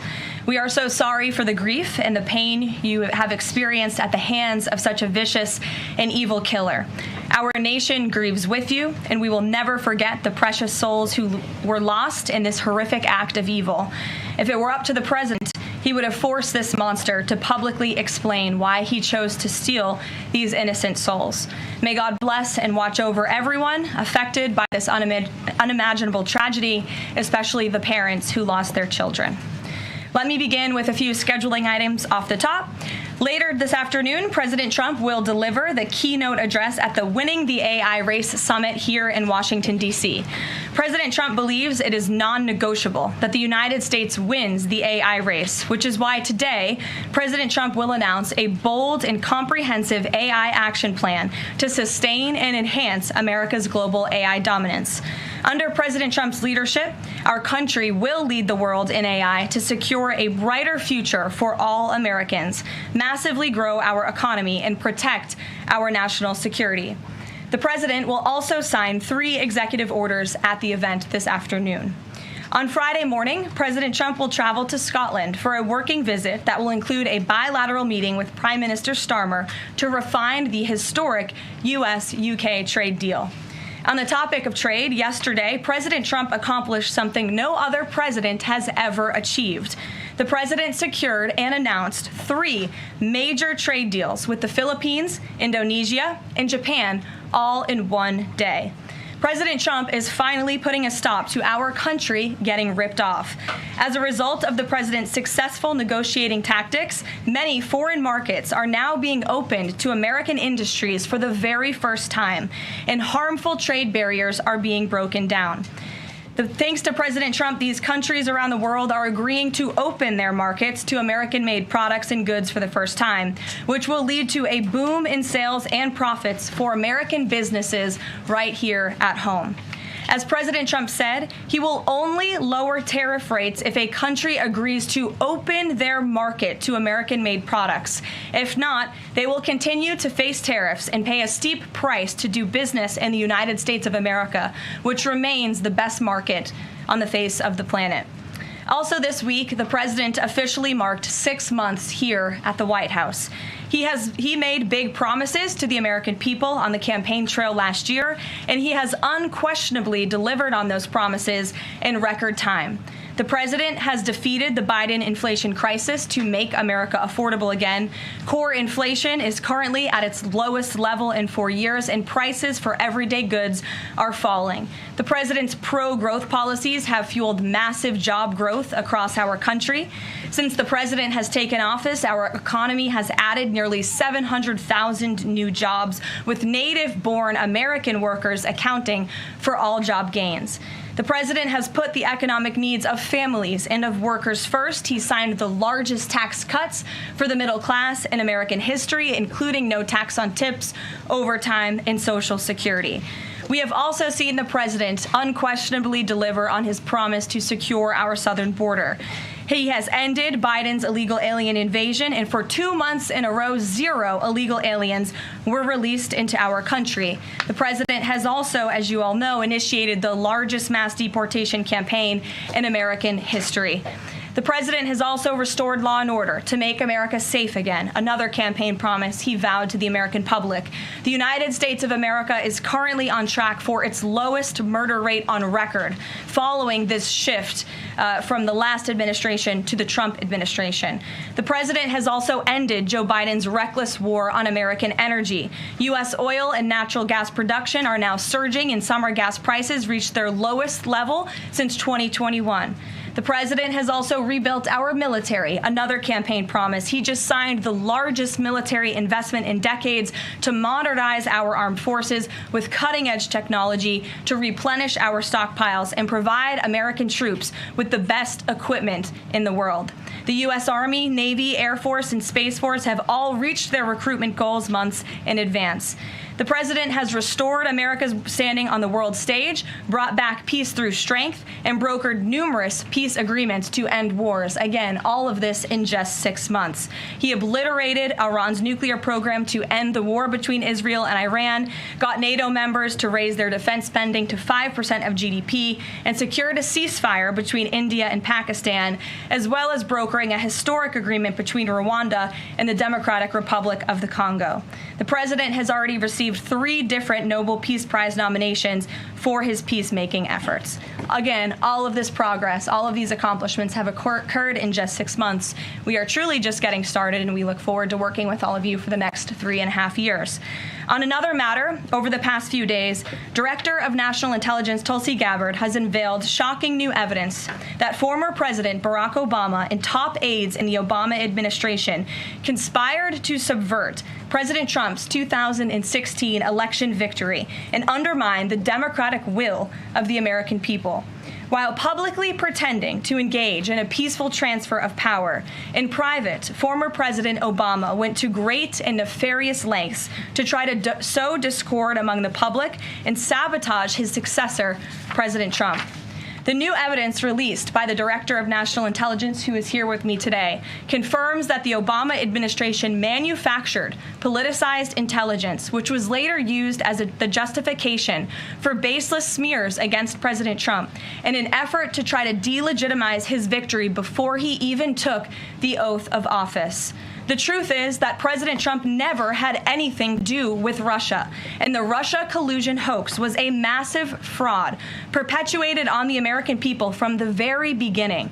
And the worst part of this is Obama knew that truth, and so did all of the other corrupt officials involved in this scam, including former CIA Director John Brennan, former Director of National Intelligence James Clapper, former FBI Director James Comey, former Deputy Director Andrew McCabe, and many others. Director of National Intelligence Gabbard's report further confirms what we already knew. There was no collusion, no corruption, except on the part of Barack Obama and the weaponized intelligence agencies at the time. The Russia hoax was a blatant lie, all ginned up by Democrat political operatives that were signed off on by then President Obama and leaked to the news media to launch a years-long witch hunt against President Trump and his first administration. Allies of the president, including his own son, Donald Trump Jr., were disgustingly smeared as Russian assets, and some even had their lives destroyed because of this vicious lie. The president's first 2 years in office had this fake distraction hanging over it, and endless resources, time, and political capital were spent having to debunk these lies from the highest levels of our government. Now, nearly 10 years later, thanks to the declassification of documents by Director Gabbard, the truth has finally come to light. And this truth vindicates President Trump, his family, and his many allies and associates who were smeared with defamatory lies. President Trump was right from the beginning about all of this, and we are grateful that justice can be served. Now, we have even more damning evidence implicating those who tried to sabotage a duly elected president and did grave material harm to our republic. Thanks to additional important work done by CIA Director Ratcliffe, Committee Chairman Rick Crawford over the past few months, a newly declassified 2020 report prepared by the House Permanent Select Committee on Intelligence, which DNI Director Gabbard has declassified, found that the intel community did not have any direct information that Russian President Vladimir Putin wanted to help elect President Trump in 2016. And in fact, Russia was actively preparing for a Hillary Clinton victory. But at the unusual direction of Barack Obama at the time, the intel community published implausible intelligence suggesting otherwise. Why? To sabotage the incoming president. This is truly one of the greatest political scandals in American history. And reporters at legacy outlets, some of which are sitting in this room today, like the New York Times and the Washington Post, were ridiculously awarded Pulitzer Prizes for their perpetuation of this hoax. It's well past time for those awards to be stripped from the journalists who receive them. It is not journalism to propagate political disinformation in service of the Democrat Party and those in the intelligence community who hand over out of context and fake intelligence to push a false political narrative. I will now pass it over to the Director of National Intelligence, Tulsi Gabbard, to speak more about all of this, and then we will open it up for questions afterwards. Tulsi, thank you for being here. Thank you very much. Good afternoon. At President Trump's direction and with the support and coordination with the House Intelligence Committee Chairman Rick Crawford, today we've released a declassified oversight majority staff report that was produced in September of 2020. The stunning revelations that we are releasing today should be of concern to every American. This is not about Democrats or Republicans. This has to do with the integrity of our democratic republic and American voters having faith that the votes cast will count. There is irrefutable evidence that detail how President Obama and his national security team directed the creation of an intelligence community assessment that they knew was false. They knew it would promote this contrived narrative that Russia interfered in the 2016 election to help President Trump win, selling it to the American people as though it were true. It wasn't. The report that we released today shows in great detail how they carried this out. They manufactured findings from shoddy sources. They suppressed evidence and credible intelligence that disproved their false claims. They disobeyed traditional tradecraft intelligence community standards and withheld the truth from the American people. In doing so, they conspired to subvert the will of the American people who elected Donald Trump in that election in November of 2016. They worked with their partners in the media to promote this lie, ultimately to undermine the legitimacy of President Trump and launching what would be a years-long coup against him and his administration. We're here today because the American people deserve the truth, they deserve accountability, and they deserve justice. The records that we released on Friday that were ODNI records, Senator Chuck Grassley's release on Monday of what is known as the Clinton Annex, which was an appendix to the Department of Justice Office of Inspector General's 2018 report, as well as the House Intelligence Committee's majority oversight report that we're releasing today, all come back to and confirm the same report. There was a gross politicization and manipulation of intelligence by the Obama administration intended to delegitimize President Trump even before he was inaugurated, ultimately usurping the will of the American people. I'm going to go over the key findings from the House Intelligence report, which investigated the claims that were made by an intelligence community assessment ordered by President Obama and published in January of 2017. First, Putin's principal interests relating to the 2016 election were to undermine faith in the U.S. democratic process, not show any preference of a certain candidate. In fact, this report shows Putin held back from leaking compromising material on Hillary Clinton prior to the election, instead planning to release it after the election to weaken what Moscow viewed as an inevitable Clinton presidency. In the January 2017 intelligence community assessment that President Obama ordered, John Brennan, who was CIA director at the time, and the intelligence community intentionally suppressed intelligence that showed Putin was saving the most damaging material that he had in his possession about Hillary Clinton until after her potential and likely victory. The report goes into great detail about the information that Russia and Putin had on Hillary Clinton, which included possible criminal acts like secret meetings with multiple named U.S. religious organizations in which State Department officials offered, in exchange for supporting Secretary Clinton's campaign for the presidency, significant increases in financing from the State Department. They also had documents that showed the patronage of the State Department to State Department employees who would go and support Hillary Clinton's presidential campaign. There were high-level DNC emails that detailed evidence of Hillary's, quote, psycho-emotional problems, uncontrolled fits of anger, aggression, and cheerfulness, and that then Secretary Clinton was allegedly on a daily regimen of heavy tranquilizers. Then CIA Director Brennan and the intelligence community mischaracterized intelligence and relied on dubious substandard sources to create a contrived false narrative that Putin developed a quote-unquote clear preference for Trump. Brennan and the IC misled lawmakers by referencing the debunked Steele dossier to assess quote-unquote Russia's plans and intentions, falsely suggesting that this dossier had intelligence value when he knew that it was discredited. The intelligence community excluded significant intelligence and ignored or selectively quoted reliable intelligence that contradicted the intelligence community assessment's key findings on Putin's alleged support for Trump. Including this intelligence reporting would have exposed the ICA's claim as implausible, if not ridiculous. The intelligence community assessment omitted reliably sourced information, such as how some Russian intelligence officials were quote-unquote planning for candidate Hillary Clinton's victory, while others assessed neither Trump nor Clinton would respect Russia's interests. As was reflected in the DNI documents that we released on Friday, multiple intelligence community assessments released in the months leading up to the November 2016 election concluded that Russia had neither the intent nor capability to impact the outcome of the U.S. election.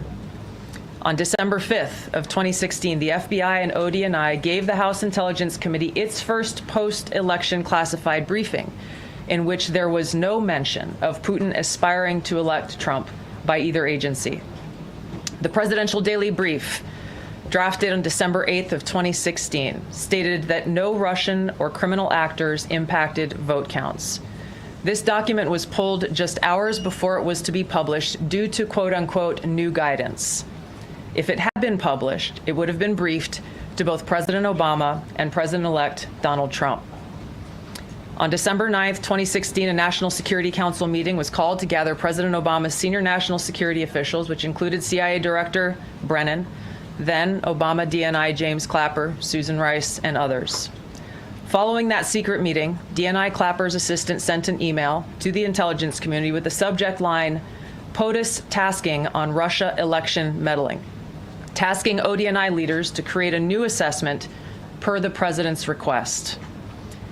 The House Intelligence Committee Oversight Report that we released today reveals that, quote, unlike routine intelligence community analysis, the intelligence community assessment was a high-profile product ordered by the president, President Obama. It directed senior intelligence community agency heads and created an intelligence community assessment limited to just 5 analysts, using one principal drafter. This is not something that occurs in the normal path of producing an intelligence community assessment that reflects the views across the intelligence community. The production of this intelligence community assessment was subject to unusual directives directly from the president and senior political appointees, especially the former director of the CIA, John Brennan. The House Intelligence Committee Oversight Report also shows how later that same day, on December 9th, Brennan ordered the publication of quote-unquote substandard reporting on Russian activities, which had previously been withheld from publication of prior assessments because the information was judged, quote, to have not met long-standing publication standards. Some of the information later used in the Obama-ordered assessment over the objections of veteran CIA officers was, quote-unquote, unclear or from unknown sources. The Intelligence Committee's oversight report reveals that CIA Director Brennan overruled senior CIA officers who challenged the Obama-ordered intelligence assessment, stating, quote, we don't have direct information that Putin wanted to get Trump elected.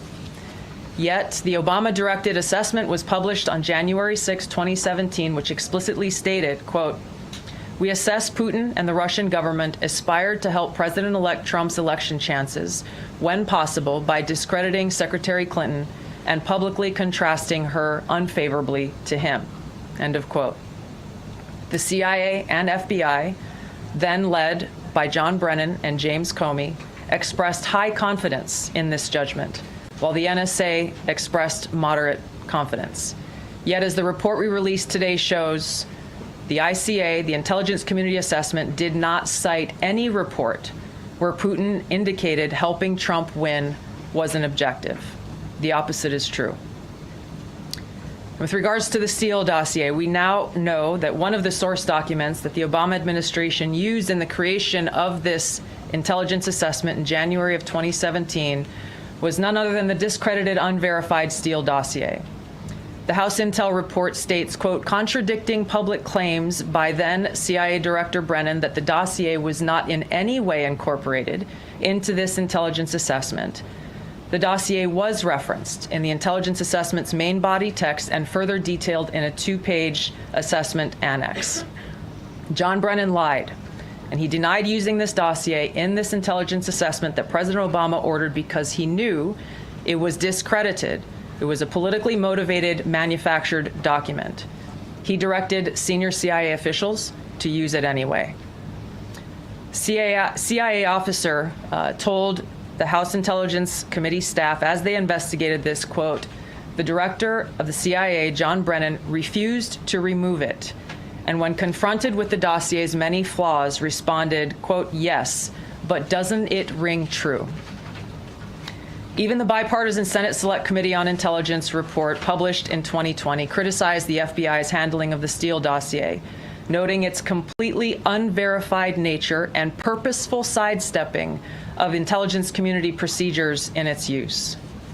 Now, President Obama, Hillary Clinton, John Brennan, James Clapper, James Comey, and others, including their mouthpieces in the media, knowingly lied as they repeated the contrived narrative that was created in this January 2017 intelligence community assessment with high confidence as though it were fact.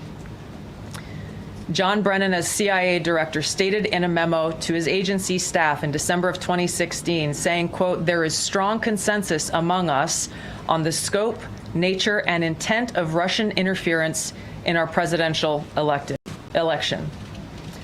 This was reported by NBC News, confirming that Brennan, along with James Clapper and James Comey, agreed with the CIA's assessment that Russia intervened to help Trump win the presidency. As Obama's director of national intelligence, James Clapper was tasked with overseeing the creation of this assessment in January of 2017 by President Obama, and he expressed confidence in its findings. In a 2018 interview with the Harvard Gazette, he talked about how he provided Trump with the same classified assessment that President Obama received, which is the high confidence judgment that Putin directly ordered the hacking and election interference. Clapper then went on to add, I think they, the Russians, actually influenced the outcome. This is a brief summary of the details that you'll find within the House Majority Staff's report in their investigation into the Obama-directed January 2017 Intelligence Community Assessment that leads us to the very same conclusion that we announced in the release of our documents on Friday. The implications of this are far-reaching and have to do with the integrity of our democratic republic.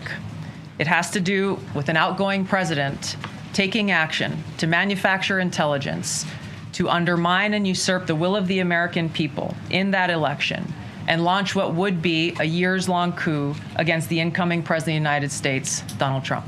Thank you. Thank you, Tulsi. And we do want to take questions on this topic while the director has time for this topic. She will leave. I'm happy to take questions on other matters after that. But if anyone has questions for Director Gabbard, you're welcome to ask them. We'll start with our new media seat, as always. Emily, go ahead.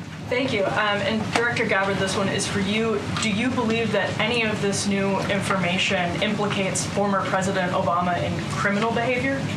We have referred and will continue to refer all of these documents to the Department of Justice and the FBI to investigate the criminal implications of this. For even former President Obama? Correct. The evidence that we have found and that we have released directly point to President Obama leading the manufacturing of this intelligence assessment. There are multiple pieces of evidence and intelligence that confirm that fact.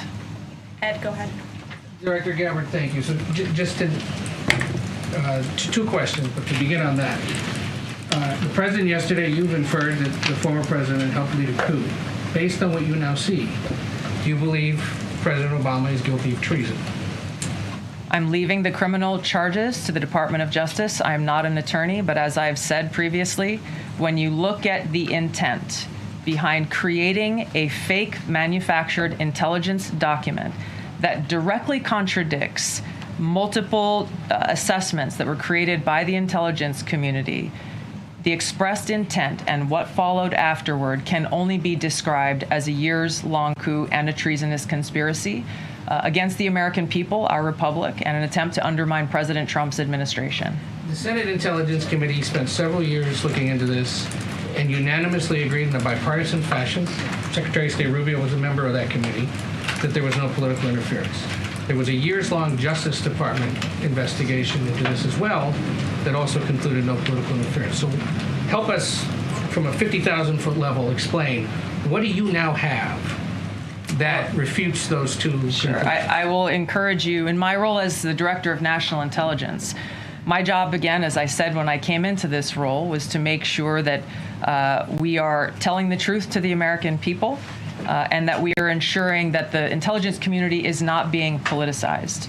So I'm not asking you to take my word for it. I'm asking you in the media to conduct honest journalism and the American people to see for yourself in the documents that we've released now, close to 200 pages, that point in multiple references, multiple examples, to include comments that have been made by senior intelligence professionals who are some still working within these agencies today that confirm the conclusions that we have drawn, that President Obama directed an intelligence community assessment to be created to further this contrived false narrative that ultimately led to a years-long coup to try to undermine President Trump's presidency. And it's your belief that those two previous investigations missed that or covered it up?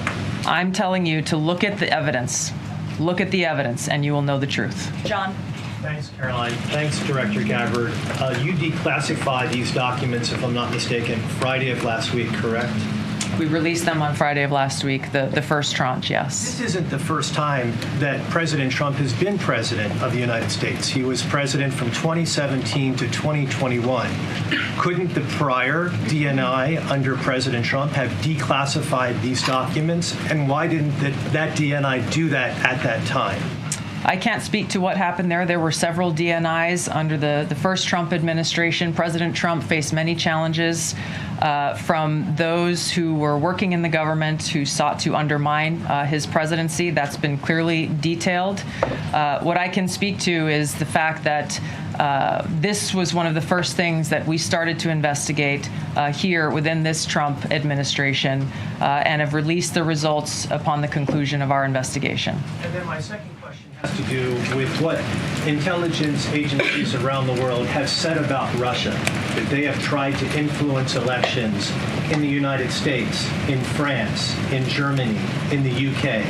Do you disagree with that? Do you believe that Russia is a bad actor as it relates to trying to influence elections? I'll point back to the intelligence that President Trump has ordered declassified, that we have declassified and released, that the intelligence reflects Russia's motives were to try to sow discord and chaos within the U.S. election, which is a clear distinction from showing a preference for or against a specific candidate, which is what the Obama manufactured intelligence document alleges, that Russia preferred Donald Trump and tried to help Donald Trump get elected. Again, going back to the most important point here, with the intent to undermine the legitimacy of President Trump's election and therefore subvert the will of the American people who chose to send him to the White House. Reagan. Director Gabbard, Reagan Reese with the Daily Caller. You laid out that the documents revealed that the Obama administration did not publish a December 2016 presidential daily briefing that demonstrated that Russia did not steal the election. Trump was receiving these briefings at the time because he was president-elect. Are you of the view that that information was kept out of the briefing because then President-elect Donald Trump would have seen it? I don't have any documents that speak to exactly what the new guidance was that was given as the reason for pulling that document, which, by the way, still has never been published until we released it last week Friday. One could assume that they didn't want President Trump to see a document that came from the intelligence community that would contradict the Russia hoax narrative that began through the Hillary Clinton campaign with the Steele dossier. One more, maybe either for you or Caroline. The president said yesterday that Obama committed treason. Do you or the White House believe that the Supreme Court's immunity decision protects Obama from prosecution? Look, I can speak to the president's feelings on this matter. He spoke to all of you yesterday in the Oval Office, but I also spoke to him about this morning. And he wants to see all those who perpetuated this fraud against our country, who betrayed our country and the Constitution, to be thoroughly investigated and held accountable. And it's been 10 years of this. And I would just add, based on everything the director has said and declassified, all of you in this room should go through it and take a look at this report and review the intelligence, because unfortunately that hasn't happened. And many of the people who perpetuated this hoax, Clapper, Andy McCabe, James Comey, and many others, have been hired by major networks in this room to go on television and continue to spew these lies, knowing that they are lies. And if you all recall, just flashback to 2016 and the years after, the entire Trump 1 presidency was embroiled in this scandal that was perpetuated by the Democrat Party. And you had major Democrat Party officials in this city, namely Adam Schiff, Hillary Clinton, Elizabeth Warren, who went on television and told the American people Donald Trump is an asset of Russia. It was a lie. They always knew it. Hillary Clinton herself said that President Trump would be a puppet for Putin. Senator Tim Kaine at the time called President Trump Vladimir Putin's defense lawyer. Adam Schiff stated, and one of the worst things a lawmaker can do is to tell the American people, I know something you don't know, it's just classified and I can't tell you. And that's what he said. I can tell you that the case is more than that. I can't go into the particulars, but there is more than circumstantial evidence now. And not enough people in this room, not enough journalists in this country pushed Adam Schiff to say, what are you talking about? What evidence do you have? Everybody just ran with the lies, and it led to impeachments. It led to the division of our country. Unfortunately, so many Americans, from listening to outlets in this room, believed in these lies. And it's a complete scam, and it's a scandal, and the president wants to see accountability for that. Phil. Thank you. A question for Director Gabbard. A spokesperson for former President Obama said in a statement earlier this week, quote, nothing in the documents issued last week undercuts the widely accepted conclusion that Russia worked to influence the 2016 election but did not successfully manipulate any votes. How do you respond to critics like former President Obama and also others on the Hill who say that the administration is conflating apples and oranges here, conflating allegations of actual hacking of voter machines and allegations of interference generally?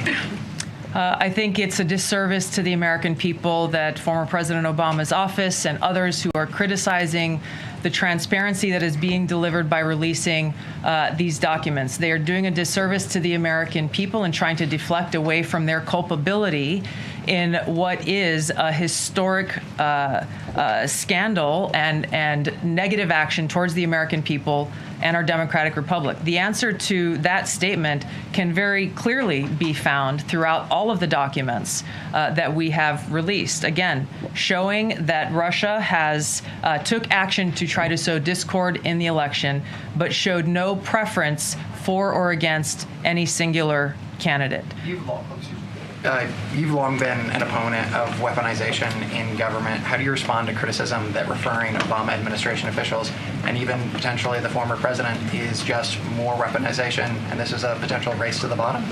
I think that's a very disrespectful attack on the American people who deserve the truth. They deserve to have faith and trust in the integrity of our democratic republic, which has been undermined by President Obama through his direction of this manufactured fake intelligence document, knowing that it was filled with lies and knowing that it would and could then be used for all of the actions that came after. Caroline? And I would just add, there needs to be accountability for that weaponization, Phil, that we've seen. And no one has been a victim of the weaponized government more than President Trump, not just because of this political scandal. You all recall his house was raided.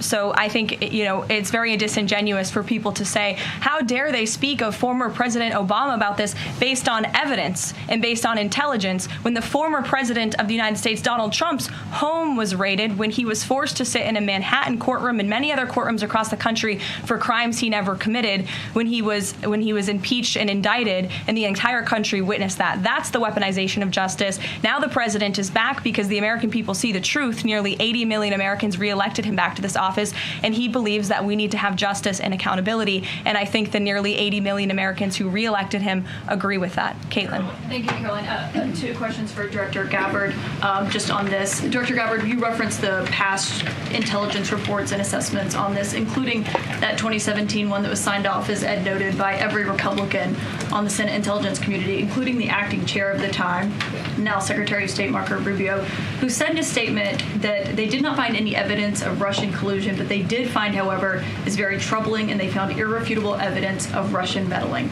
One, are you saying that he's wrong in that statement that he made then? And secondly, what would you say to people who believe that you're only releasing these documents now to improve your standing with the president after he said that your intelligence assessments were wrong? Well, first, I want to correct something that you stated, which was citing the Senate Intelligence Committee's report as being one and the same. I think you said the intelligence community. The Senate Intelligence Committee has a very different function than the Office of the Director of National Intelligence. The evidence and the intelligence that has been declassified and released is irrefutable.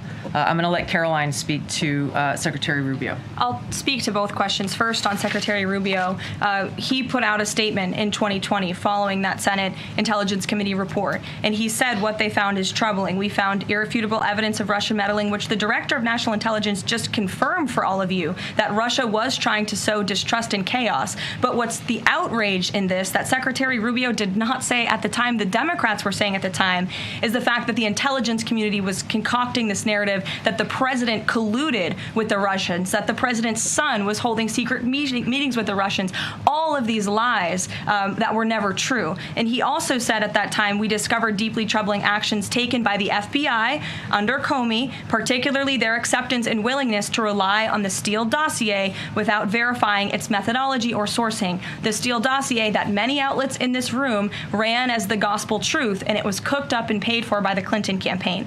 As for your second question, Caitlin, I think who is saying that she would release this to try to boost her standing with the president? Who has said that? Well, the president has publicly undermined her when it came to Iran. He said she was wrong. He told me that she didn't know what she was talking about. That was on Air Force One on camera. The only people who are suggesting that the Director of National Intelligence would release evidence to try to boost her standing with the president are the people in this room who constantly try to sow distrust and chaos amongst the president's cabinet, and it is not working. I will just answer your question directly. I am with the President of the United States every day. He has the utmost confidence in Director Gabbard. He always has. He continues to. And that is true of his entire cabinet, who is all working as one team to deliver on the promises this president made. Does anyone else have questions for Director Gabbard? And then we'll turn it over to a couple other questions. Christian, go ahead. Yeah, thank you. Director Gabbard, two follow-ups on questions that have been asked. You mentioned the previous DNIs during the president's first term. One of them reports to you right now, if I'm not mistaken, John Ratcliffe. So have you not spoken to him about why this information was not declassified during the first term? He was in that position for a very short period of time. The work that began back then, we have picked up and absolutely completed. We are continuing to investigate this. Additional whistleblowers are now coming forward because they see an opportunity for the truth to come to light. And as Caroline said, for real accountability to be brought forward. The accountability is the essential part of this. We can show the truth, reveal the truth. The accountability needs to occur to be able to start to restore that trust in the integrity of our democracy. And then just quickly, I know you said you would leave the charging to DOJ, but the statute of limitations on conspiracy is 5 years. So what else could they possibly pursue besides treason? I think that's a great question for Attorney General Pam Bondi. We're providing all of the evidence, all of the intelligence that we have, both redacted and unredacted versions, referring it to the Department of Justice and the FBI. We'll take one more. Charlie, go ahead. How credible was the information about Hillary Clinton's health? And the report said that it was from sourced from the DNC. Have you seen that information? Or do you think that maybe Russia was overemphasizing what they had? All I have seen is what the Intelligence Committee have reported through their investigation.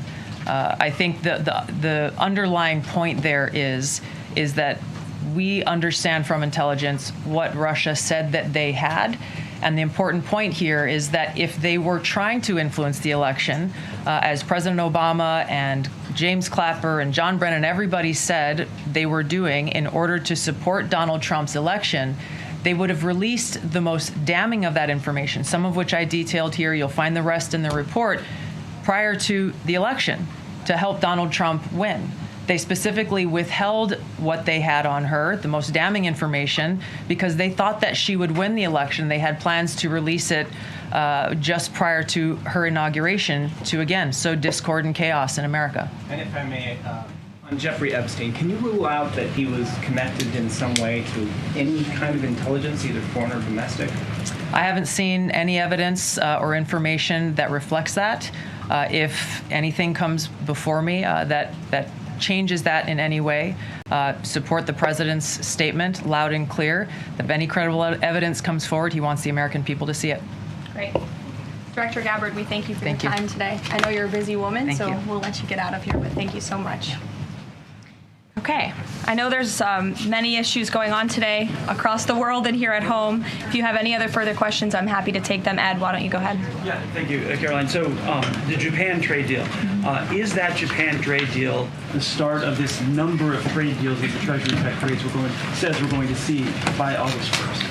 I think it is. I mean, as you said, we had Japan yesterday. We also had Indonesia, and we had the Philippines as well. The president announcing all three. He came in as the closer in all three of those. I've said many times from this podium that the president's trade team has been in active talks and discussions with many countries around the world, and you've all been anxiously awaiting what those countries were. Now you know three of them, and there's many, many more to go. We have now sent 25 letters to countries around the world. But just to reiterate this Japan deal, for those at home who may have missed it, Japan will now pay a 15% tariff versus the reciprocal rate of 24% that they initially had. Auto and auto parts tariffs have been reduced to 15%. But the centerpiece of this deal now is the president got Japan to commit to $550 billion in investments to revitalize American industries. And these funds will be spent at President Trump's discretion and direction into key industries such as energy, semiconductors, critical minerals, pharmaceuticals, and shipbuilding. And the U.S. will retain 90% of the profits from any investments made by this $550 billion fund. This was originally a $400 billion investment that President Trump then negotiated to an increase of $150 billion, making it a $550 billion deal for the American people. And I just want to emphasize, Ed, I see you have a follow-up, but it's very important. Japan has agreed to open their markets to many very key sectors and American-made products that have really faced very strict tariff and non-tariff barriers prior. So thanks to the president, Japan's markets will now be open to American-made products and goods. This is big news for our tech companies and our farmers as well. On Monday, the Treasury Secretary is going to Stockholm to talk to the Chinese delegation. What does the president hope to get out of that meeting? Are there deliverables? I won't speak to any deliverables or set expectations. I'll let the Secretary of Treasury do that. But I did speak to him yesterday about his upcoming trip, and he looks forward to continuing discussions with his Chinese counterparts. The president has ensured that we have a good continuing working relationship with China that benefits the United States. And so the Secretary of Treasury will be obviously discussing those key matters, but I'll let him set the expectations. One more, if I may. Sure. Given what the DNI just said and laid out, does President Trump believe that President Obama should go to jail for something? Look, the president believes that this matter needs to be thoroughly investigated, and anyone convicted of crimes should be held accountable in this country. Go ahead. Special Envoy Wickoff is headed overseas again. Good to see you, Olivia. I haven't seen you since the campaign trail. Yeah, it's good to see you. He's headed back overseas. Can you give us a sense of what the marching orders are to some of the people he'll be meeting with, specifically as it relates to Gaza and ongoing talks there? Yes, Special Envoy Wickoff is headed to Europe, where he will meet with key leaders from the Middle East to discuss the ongoing ceasefire proposal to end this conflict in Gaza and to release the hostages. These are very sensitive negotiations that are currently taking place. I spoke to Special Envoy Wickoff last night about them. I will let him speak further on the matter, but the President and Special Envoy Wickoff has made the administration's goals clear. We want this ceasefire to happen as soon as possible, and we want these hostages to be released. Go ahead. A Florida federal judge has refused to allow the Epstein grand jury materials to be released. Does the president want the administration or Department of Justice to appeal that ruling? That was just breaking as the director and I were coming out here, so I haven't had a chance to talk to the president about it. I understand there are 2 other requests from the Department of Justice that are ongoing, but I'll let this president speak to whether he wants to see an appeal. And the Department of Justice, I'm sure, can give you a statement on that as well. Is he supportive of the effort to talk to Ghislaine Maxwell? I know that Todd Blanchard mentioned that earlier this week. The president spoke to this yesterday, and he said he thinks it's an appropriate idea. Kelly. What is the accountability that you would like to see if this current president is the one who brought the case to the Supreme Court and Chief Justice Roberts made clear in his opinion that a sitting president's responsibilities in office cannot lead to prosecution, immunity? So what is it the President Trump wants regarding President Obama, given that fact? And the special counsel at the time, Durham, when that Supreme Court matter was not in effect, could have charged anyone and did not. So on those 2 points, how do you respond? Look, the president has made it clear that he wanted these documents to be declassified. He wanted the American people to see the truth, and now he wants those who perpetuated these lies and this scandal to be held accountable. As for what accountability looks like, as the director said, it's in the Department of Justice's hands, and we trust them to move this ball forward. Well, you would agree President Obama cannot be charged based on that immunity. Again, I'll leave that to the Department of Justice. Stephanie. In light of the Japan deal, are sectoral tariffs now up for negotiation with trading partners? And in a similar note, are these negotiators asking for investment funds, sort of like what Japan had agreed to? As for sectoral tariffs, I understand that the president continues to be in talks with our Secretary of Commerce. We have made commitments on various sectoral tariffs, as you know. The Department of Commerce has initiated studies to then move forward with implementing those sectoral tariffs. So I would defer you to them for further comment. Meredith. I wanted to ask if the White House has any update on the Commerce Department employee who's been detained or banned from exiting China, and if there are any efforts to get him out. I can assure you and the American people that the administration is actively monitoring the situation and engaged, but typically we don't comment on individual cases like this as we are sorting them out. Sure. Yes. Behind you, Dr. Harper. Sorry. Go ahead to the lady sitting down in the blue. Yes. Thanks, What's your name? What's your name? My name is Caroline also. Caroline Bodo with the Center Square. Great. So Republicans in the Senate today said that they are pulling back on legislation to impose sanctions on Russia after the president said he wants to act unilaterally. Can you elaborate on what the president intends to do? Look, the president has been in very close communication with his friends in the Senate, particularly Senator Lindsey Graham, on this issue. But the president has always maintained, he's the commander-in-chief and the president for a reason, and he has been deeply involved in this conflict since the beginning. And so any decisions that are made with respect to sanctions, the president wants to reserve that authority and that right to himself. Jasmine. Thanks, Caroline. 2 questions for you. The first on AI. Does President Trump support federal agencies contracting with Elon Musk's AI company? I don't think so, no. Okay, so he would want the DOJ to then cancel the contract with Roth. I'll talk to him about it, yes. And my second question, just, obviously the developments with the Epstein case with the judge, but I wonder, has the White House counsel, the DOJ explored any other documents that could be released to the public that don't have to do with that grand jury testimony? To my knowledge, the Department of Justice has moved forward with the request to unseal that grand jury testimony, and as you know, they have also moved forward with interviewing Ms. Maxwell, which I believe will be taking place very soon. Go ahead. Sure. Thanks, Caroline. I have a question about Paul Ingracia, the OSC nominee who faces a Senate committee hearing tomorrow. Tom Tillis said that he wouldn't vote for Ingracia if a vote came to the Senate floor. 24 worker advocacy groups have said that they wouldn't, they don't support his nomination. What is the White House planning to do to sort of turn the tide or convince legislators that they should vote for him? The White House is always in communication with members of both the Senate and the House, and we stand by the president's nominees. Sure. In connection with the Mueller investigation, a grand jury indicted 13 Russians. President Putin has said he will never extradite those men. Given the new information that Ms. Gabbard has found, what's the administration's position on that case? Should those charges be dropped? I don't have an update for you on that case, but I'll check in with the National Security Council, and our team will get you something. Sure. Thank you so much. So Fannie Willis and Jack Smith, separately, they both charged President Trump with conspiracy to defraud the United States and a conspiracy to overturn the 2020 election. And now it turns out we're confirming that Obama and his cronies were doing that the whole time in 2016 on a massive scale, falsifying documents and having their intel agencies do this. What does this say about the 2020 election? And also, what's your thoughts on the irony here? There is a lot of irony, especially for the party of the Democrat Party, who claims to be for democracy. We often heard throughout the 2024 campaign they were calling this president a threat to democracy. And now I think the declassification of all of these documents proves that they were indeed the true threat to democracy. And as I said repeatedly today, there needs to be justice and accountability for that.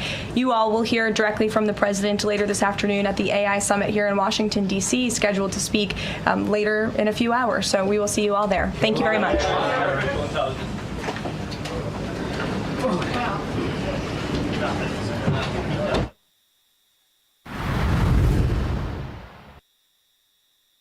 All right, folks, we just finished up that absolute whirlwind press briefing there from the White House, Caroline Leavitt, as well as the Director of National Intelligence, Tulsi Gabbard, releasing these emails that talked about Hillary, her health, her heavy tranquilizer use, the involvement of the Hillary campaign, and the highest levels of the White House directly to create this fake Russia collusion hoax narrative. We have now Congresswoman Luna to react to all of this and give us an update on Epstein. Let's toss to that.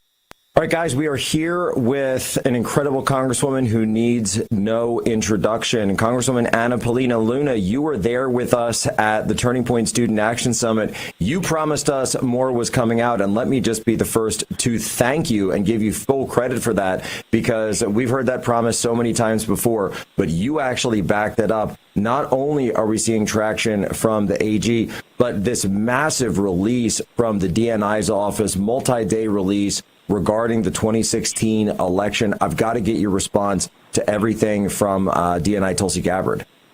Yeah, so everything happening with Gabbard, we were actually just at the White House yesterday, and President Trump had even stated what Tulsi has really found and been able to release so many questions among member of Congress. Like, first and foremost, why did his former ODNI person not release this information?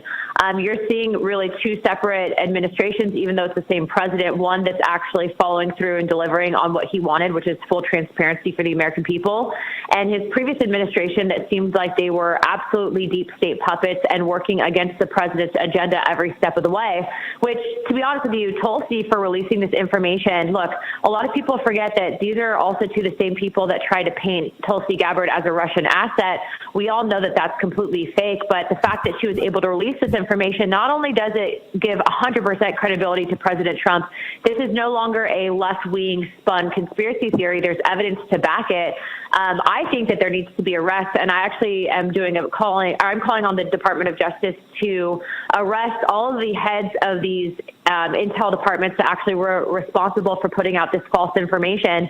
It's 18 U.S. Code 1001. If you falsify a report or make a false statement to Congress, it comes up to a 7-year prison sentence and $250,000 in fines. But I think it just goes a lot deeper than that, because you're also finding in those same intelligence reports some stuff about Hillary Clinton, her health. They were trying to cover up for that. And then obviously at the same time, they spent over 10 years really using this one lie and working against the American people, undermining President Trump's administration. So right now is the time to act. We can't wait. These people need to be arrested. Any other person we'd be in jail for what they did. And so this is really now on the DOJ. And I think that Congress also, too, if the DOJ is not going to act, which I don't think that that's going to be the case. I think the DOJ will act. But in the event that they don't, and we are asking for information and they do not produce, I will be the first to call for an inherent contempt vote in Congress. I mean, it's monumental. And I'll just say, speaking as someone who worked in the intelligence community in 2016, I had the opportunity to read the ICA when it was put out. Obviously, we didn't have this level of detail as to the unpublished version of the ICA, but I can just remember even having read the classified part of it, and Congresswoman Luna, it made no sense whatsoever. I've never seen a product that looked like that. I've never seen the intelligence community get so involved in domestic political politics before. It's certainly something that I noticed when I was there, the politicization and experienced the politicization of the intelligence services. And I've had members of the intelligence community, people that I served with, people who are still serving now, calling me all weekend saying they can't believe that doors aren't getting kicked down because of this behavior. I mean, look, you're not wrong. I think that this is really egregious, and it's even crazier to see that, you know, the media took this and ran with it, spun it, they smeared it. They literally used this to violate people's constitutional rights. Again, the DOJ has to act. If they don't act, then this is truly a lost country. But I don't think that that's going to be the case. I think that AG Bondi will act on this. I think that there are good people at these intelligence agencies now that will continue to come forward. And even Tulsi said that she actually was notified. People who had worked under the Obama administration came forward because they were grossed out about how this had taken place, whistleblowers. And so there's going to be more to come on this. And, you know, people get frustrated. They say, well, why isn't Congress doing more? And you just have to remember that Congress is a legislative authority. We are not the judiciary authority. That's the DOJ and the Department of Justice. And so for us specifically, we can do the fact finding, we can make referrals, but ultimately we are very limited as far as punitive action. But I do think, you know, President Trump has stated this is a witch hunt from day one. He was right on that. His supporters were right on that. I would say that because of what Obama did was really the first fracture that you saw in American politics between right and left, and really destroying the civility that we had for one another in regards to politics. And so, you know, he should be called to answer for what he's done. And so we'll see what happens. Now, flipping that a little bit, I know you've only got a couple of minutes before you have to run, but we talked, and you and I talked so much down there at Turning Point, the Student Action Summit down in Tampa, regarding the DOJ, regarding Epstein. You've, of course, gone public with the destruction of FBI material that took place prior to President Trump taking office. We've seen a lot of movement now, Ghislaine Maxwell, so many others. Where are we on Epstein? Well, I can tell you just yesterday, a member of Oversight made the motion to subpoena Ghislaine Maxwell, and so she'll be coming in to give deposition. That's something that, you know, how a subpoena typically works, and people are like, why isn't she coming in immediately? And it's because the House is going into August recess. Now, the Senate will be here, but ultimately that motion was made shortly after the AG actually announced that she also wanted to speak to Ghislaine Maxwell to see if she had any information on third parties that they could basically bring charges against. And so it's going to be interesting to see if Ghislaine Maxwell can produce. I also think, though, that for Ghislaine Maxwell, she's trying to get a pardon. And I don't think that she should get pardoned. I think that she belongs in jail because of her sex trafficking crimes. But, you know, it doesn't mean that the American people don't deserve to hear what she has to say. So that's the first thing. Obviously, we want transparency. The second thing is that you're also seeing that, you know, there's a push to release information. And I do believe that AG Bondi will be probably releasing files pertaining to to the investigations, et cetera. And I haven't changed my stance on that. I still think that that's something that, there's no reason to hold back on that. And so I'm just continuously saying we should just see full, total transparency how we did with JFK. Well, I think that's right. And also, from my perspective, again, having served in the IC and, I wasn't a prosecutor, but I was at Guantanamo Bay. And, people say to me, well, what if, people always used to ask us, well, how do you know what they're saying is true? How do you know they're not just lying to you? And of course, anyone who's locked up, they've got information, but they also have their motivations. So this, I think, is going to be something. And what steps do you think that will be taken to verify any information that she does put out, testimony, things like this? Because, of course, obviously, she's got a lot of motive. A lot of people think that she wants to cut a deal with the DOJ. Well, yeah, and that's exactly has been my kind of belief from the beginning. Like, why did she choose now? Remember, if you even just look at a simple search on X from the Democrat Party, they made not one mention of Jeffrey Epstein when Joe Biden was in office literally the entire time. In fact, it was a Democrat senator that went to block Marsha Blackburn's motion to actually get Jeffrey Epstein's flight logs, right? So that's the first thing. The second thing is that, according to whistleblower testimony, and I know that there's an investigation into this right now, or that it's actively being looked into, is that it is very likely the evidence was destroyed on the way out under the former deputy director of the FBI's leadership. And so that's something that they obviously, and look, I'm not a forensic investigator, but I would think that there'd be some way where they would be able to tell whether or not there's been tampering of evidence. But ultimately, I think that that's why the DOJ has said, look, credible information, absolutely release it. That's something that the president has advocated for, as well as unsealing those grand jury indictments, not just indictments, grand jury testimony, which the American people should also see. And then I would say literally anything pertaining to the investigations as a whole, whether it's Jeffrey Epstein or Ghislaine Maxwell, that should be all out there and searchable for the American people.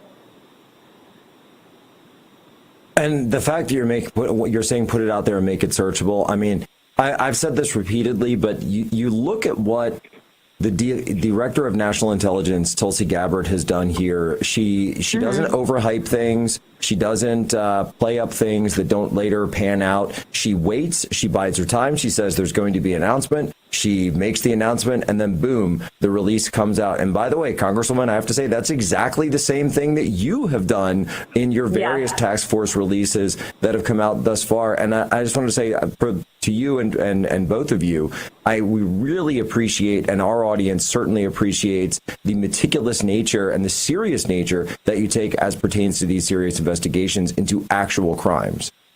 Thank you. We appreciate that. And you're going to see more to come. I can announce this now, but we just got word also to just pertaining to the JFK investigation. A lot of people were like, why does this matter? Well, it matters because of what you're seeing right now. Unchecked corruption in the intelligence agencies can result in people getting killed, and it can result in presidents getting killed. And you're seeing this literally. It's kind of weird because it's serendipitous timing that all of this is flushing out two very different points in history, but two very similar outcomes. And so we're working to get at the facts, but we also were made aware that the Russian government is going to be releasing their independent investigation into Lee Harvey Oswald for the American people to also help kind of close any questions that they might have on the JFK assassination. And that's important because in the 90s, the Assassination Review Board tried to tame those files and that they were denied. And so we are now able to access them. Wow, that's incredible. And this is something where, it makes me think of sort of the, East Berlin and East Germany when the Stasi, after the wall fell, they allowed people to go in Poland, you're allowed to do this as well, and go and look up your own file. But the Soviets writ large haven't always been willing to do so. Congresswoman Anna Paulina Luna, I know you've got to run. When this all happens, we've got to get you back on. Perfect. Thanks, Jack. We'll talk soon. God bless. We'll talk very soon. Folks, Congresswoman Anna Paulina Luna, her word is as good as bond. You can take that to the bank. We will be right back here at Human Events Daily, Real America's Voice. Do not touch that dial or Roku or Amazon Fire or whatever the kids have these days. Right back.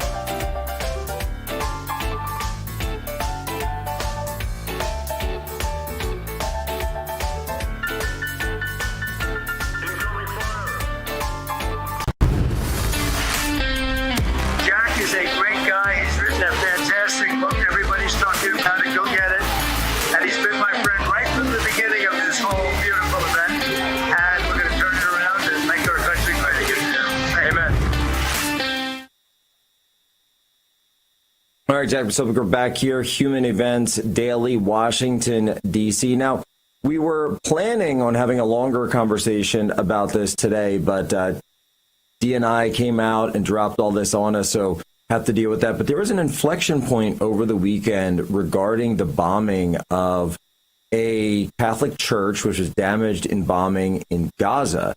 And over the weekend, there was this huge firestorm online regarding this. Many Christians rallied around the bombing of a church, and yet there was also some controversy regarding it. So I wanted to get on Dr. Taylor Marshall here. He's got his incredible new book, Christian Patriots, that's coming out. My mom read it. She wrote the I think, first review or full-length review of it up on humanevents.com. But Dr. Marshall, tell us, why was this church that was bombed, or, I will say damaged in a bombing, because, they're saying it wasn't targeted. I personally really hope that it wasn't actually targeted. Why did this become such an inflection point online? Cardinal Pete Zabala, someone that you and I have talked about many times, actually went there and performed the mass, I think within days after this bombing. Why did this touch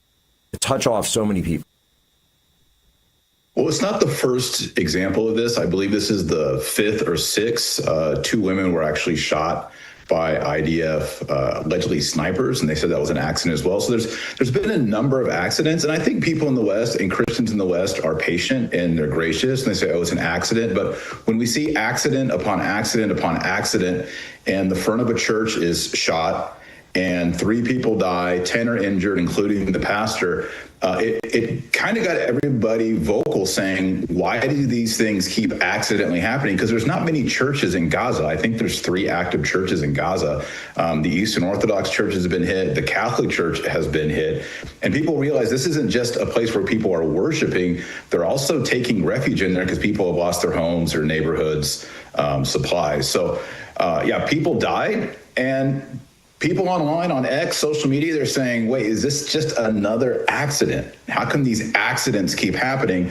And then it kind of, you said inflection point, Joel Berry over at the Babylon Bee, he had a tweet, I don't know if you have it, but in a sense he said, I hate to say this, people aren't going to like it, but these people who are taking refuge in Holy Family Catholic Church in Gaza support Hamas. And boy, that just really blew the roof off, pun intended, for Christians all over the world saying, wait a second, these Christians had their church shot, 3 died, 10 injured, pastors injured, and you're saying, well, they're basically Hamas supporters, so wink, wink.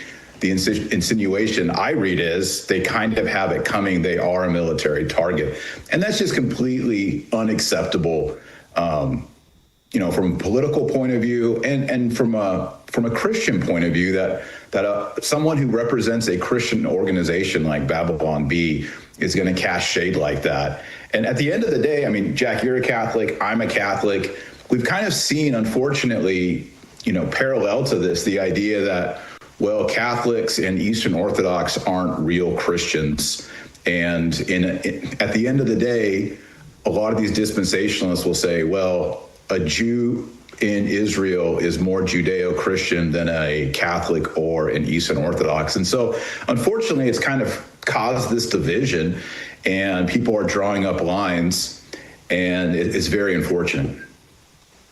Yeah, I remember seeing this a couple of years back where there's some headline, and it was one of these sort of Christian but not really very Christian magazines out there, and it was on Twitter, and they said something about along the lines of like Christianity Today or one of these types, and they said something along the lines of, well, we have to carry on in the tradition of the apostles because we don't have the churches that they founded still today. And then one of the actual churches in Ephesus responded to them on Twitter and said, "Nope, still here, guys. I'm not sure where you got that from." And it's just a really, really bad. It's not just bad theology; it's bad history, right? There are Christian communities that have been there really since the time of Christ, and that's what this all comes down to. Yeah, I mean, we're talking about Christianity. The church is 2,000 years old, and I think there's a lot of people who, like you said, they forget that. And so they don't have a visible unity. They don't have a visible manifestation of the kingdom of God. And so I think, since the early 1900s, mid 1900s, they look over there and they see a nation state called Israel, and they read their Old Testament, and they're like, oh, this nation state started in 1948. Is Israel from the Bible? And then they build an entire theology on that. And then, bad theology always leads to bad outcomes. And so at the end of the day, this is a theological discussion amongst Christians, and who receives privilege and who does not receive privilege. Right. And at the end of the day, I'm happy to have that discussion.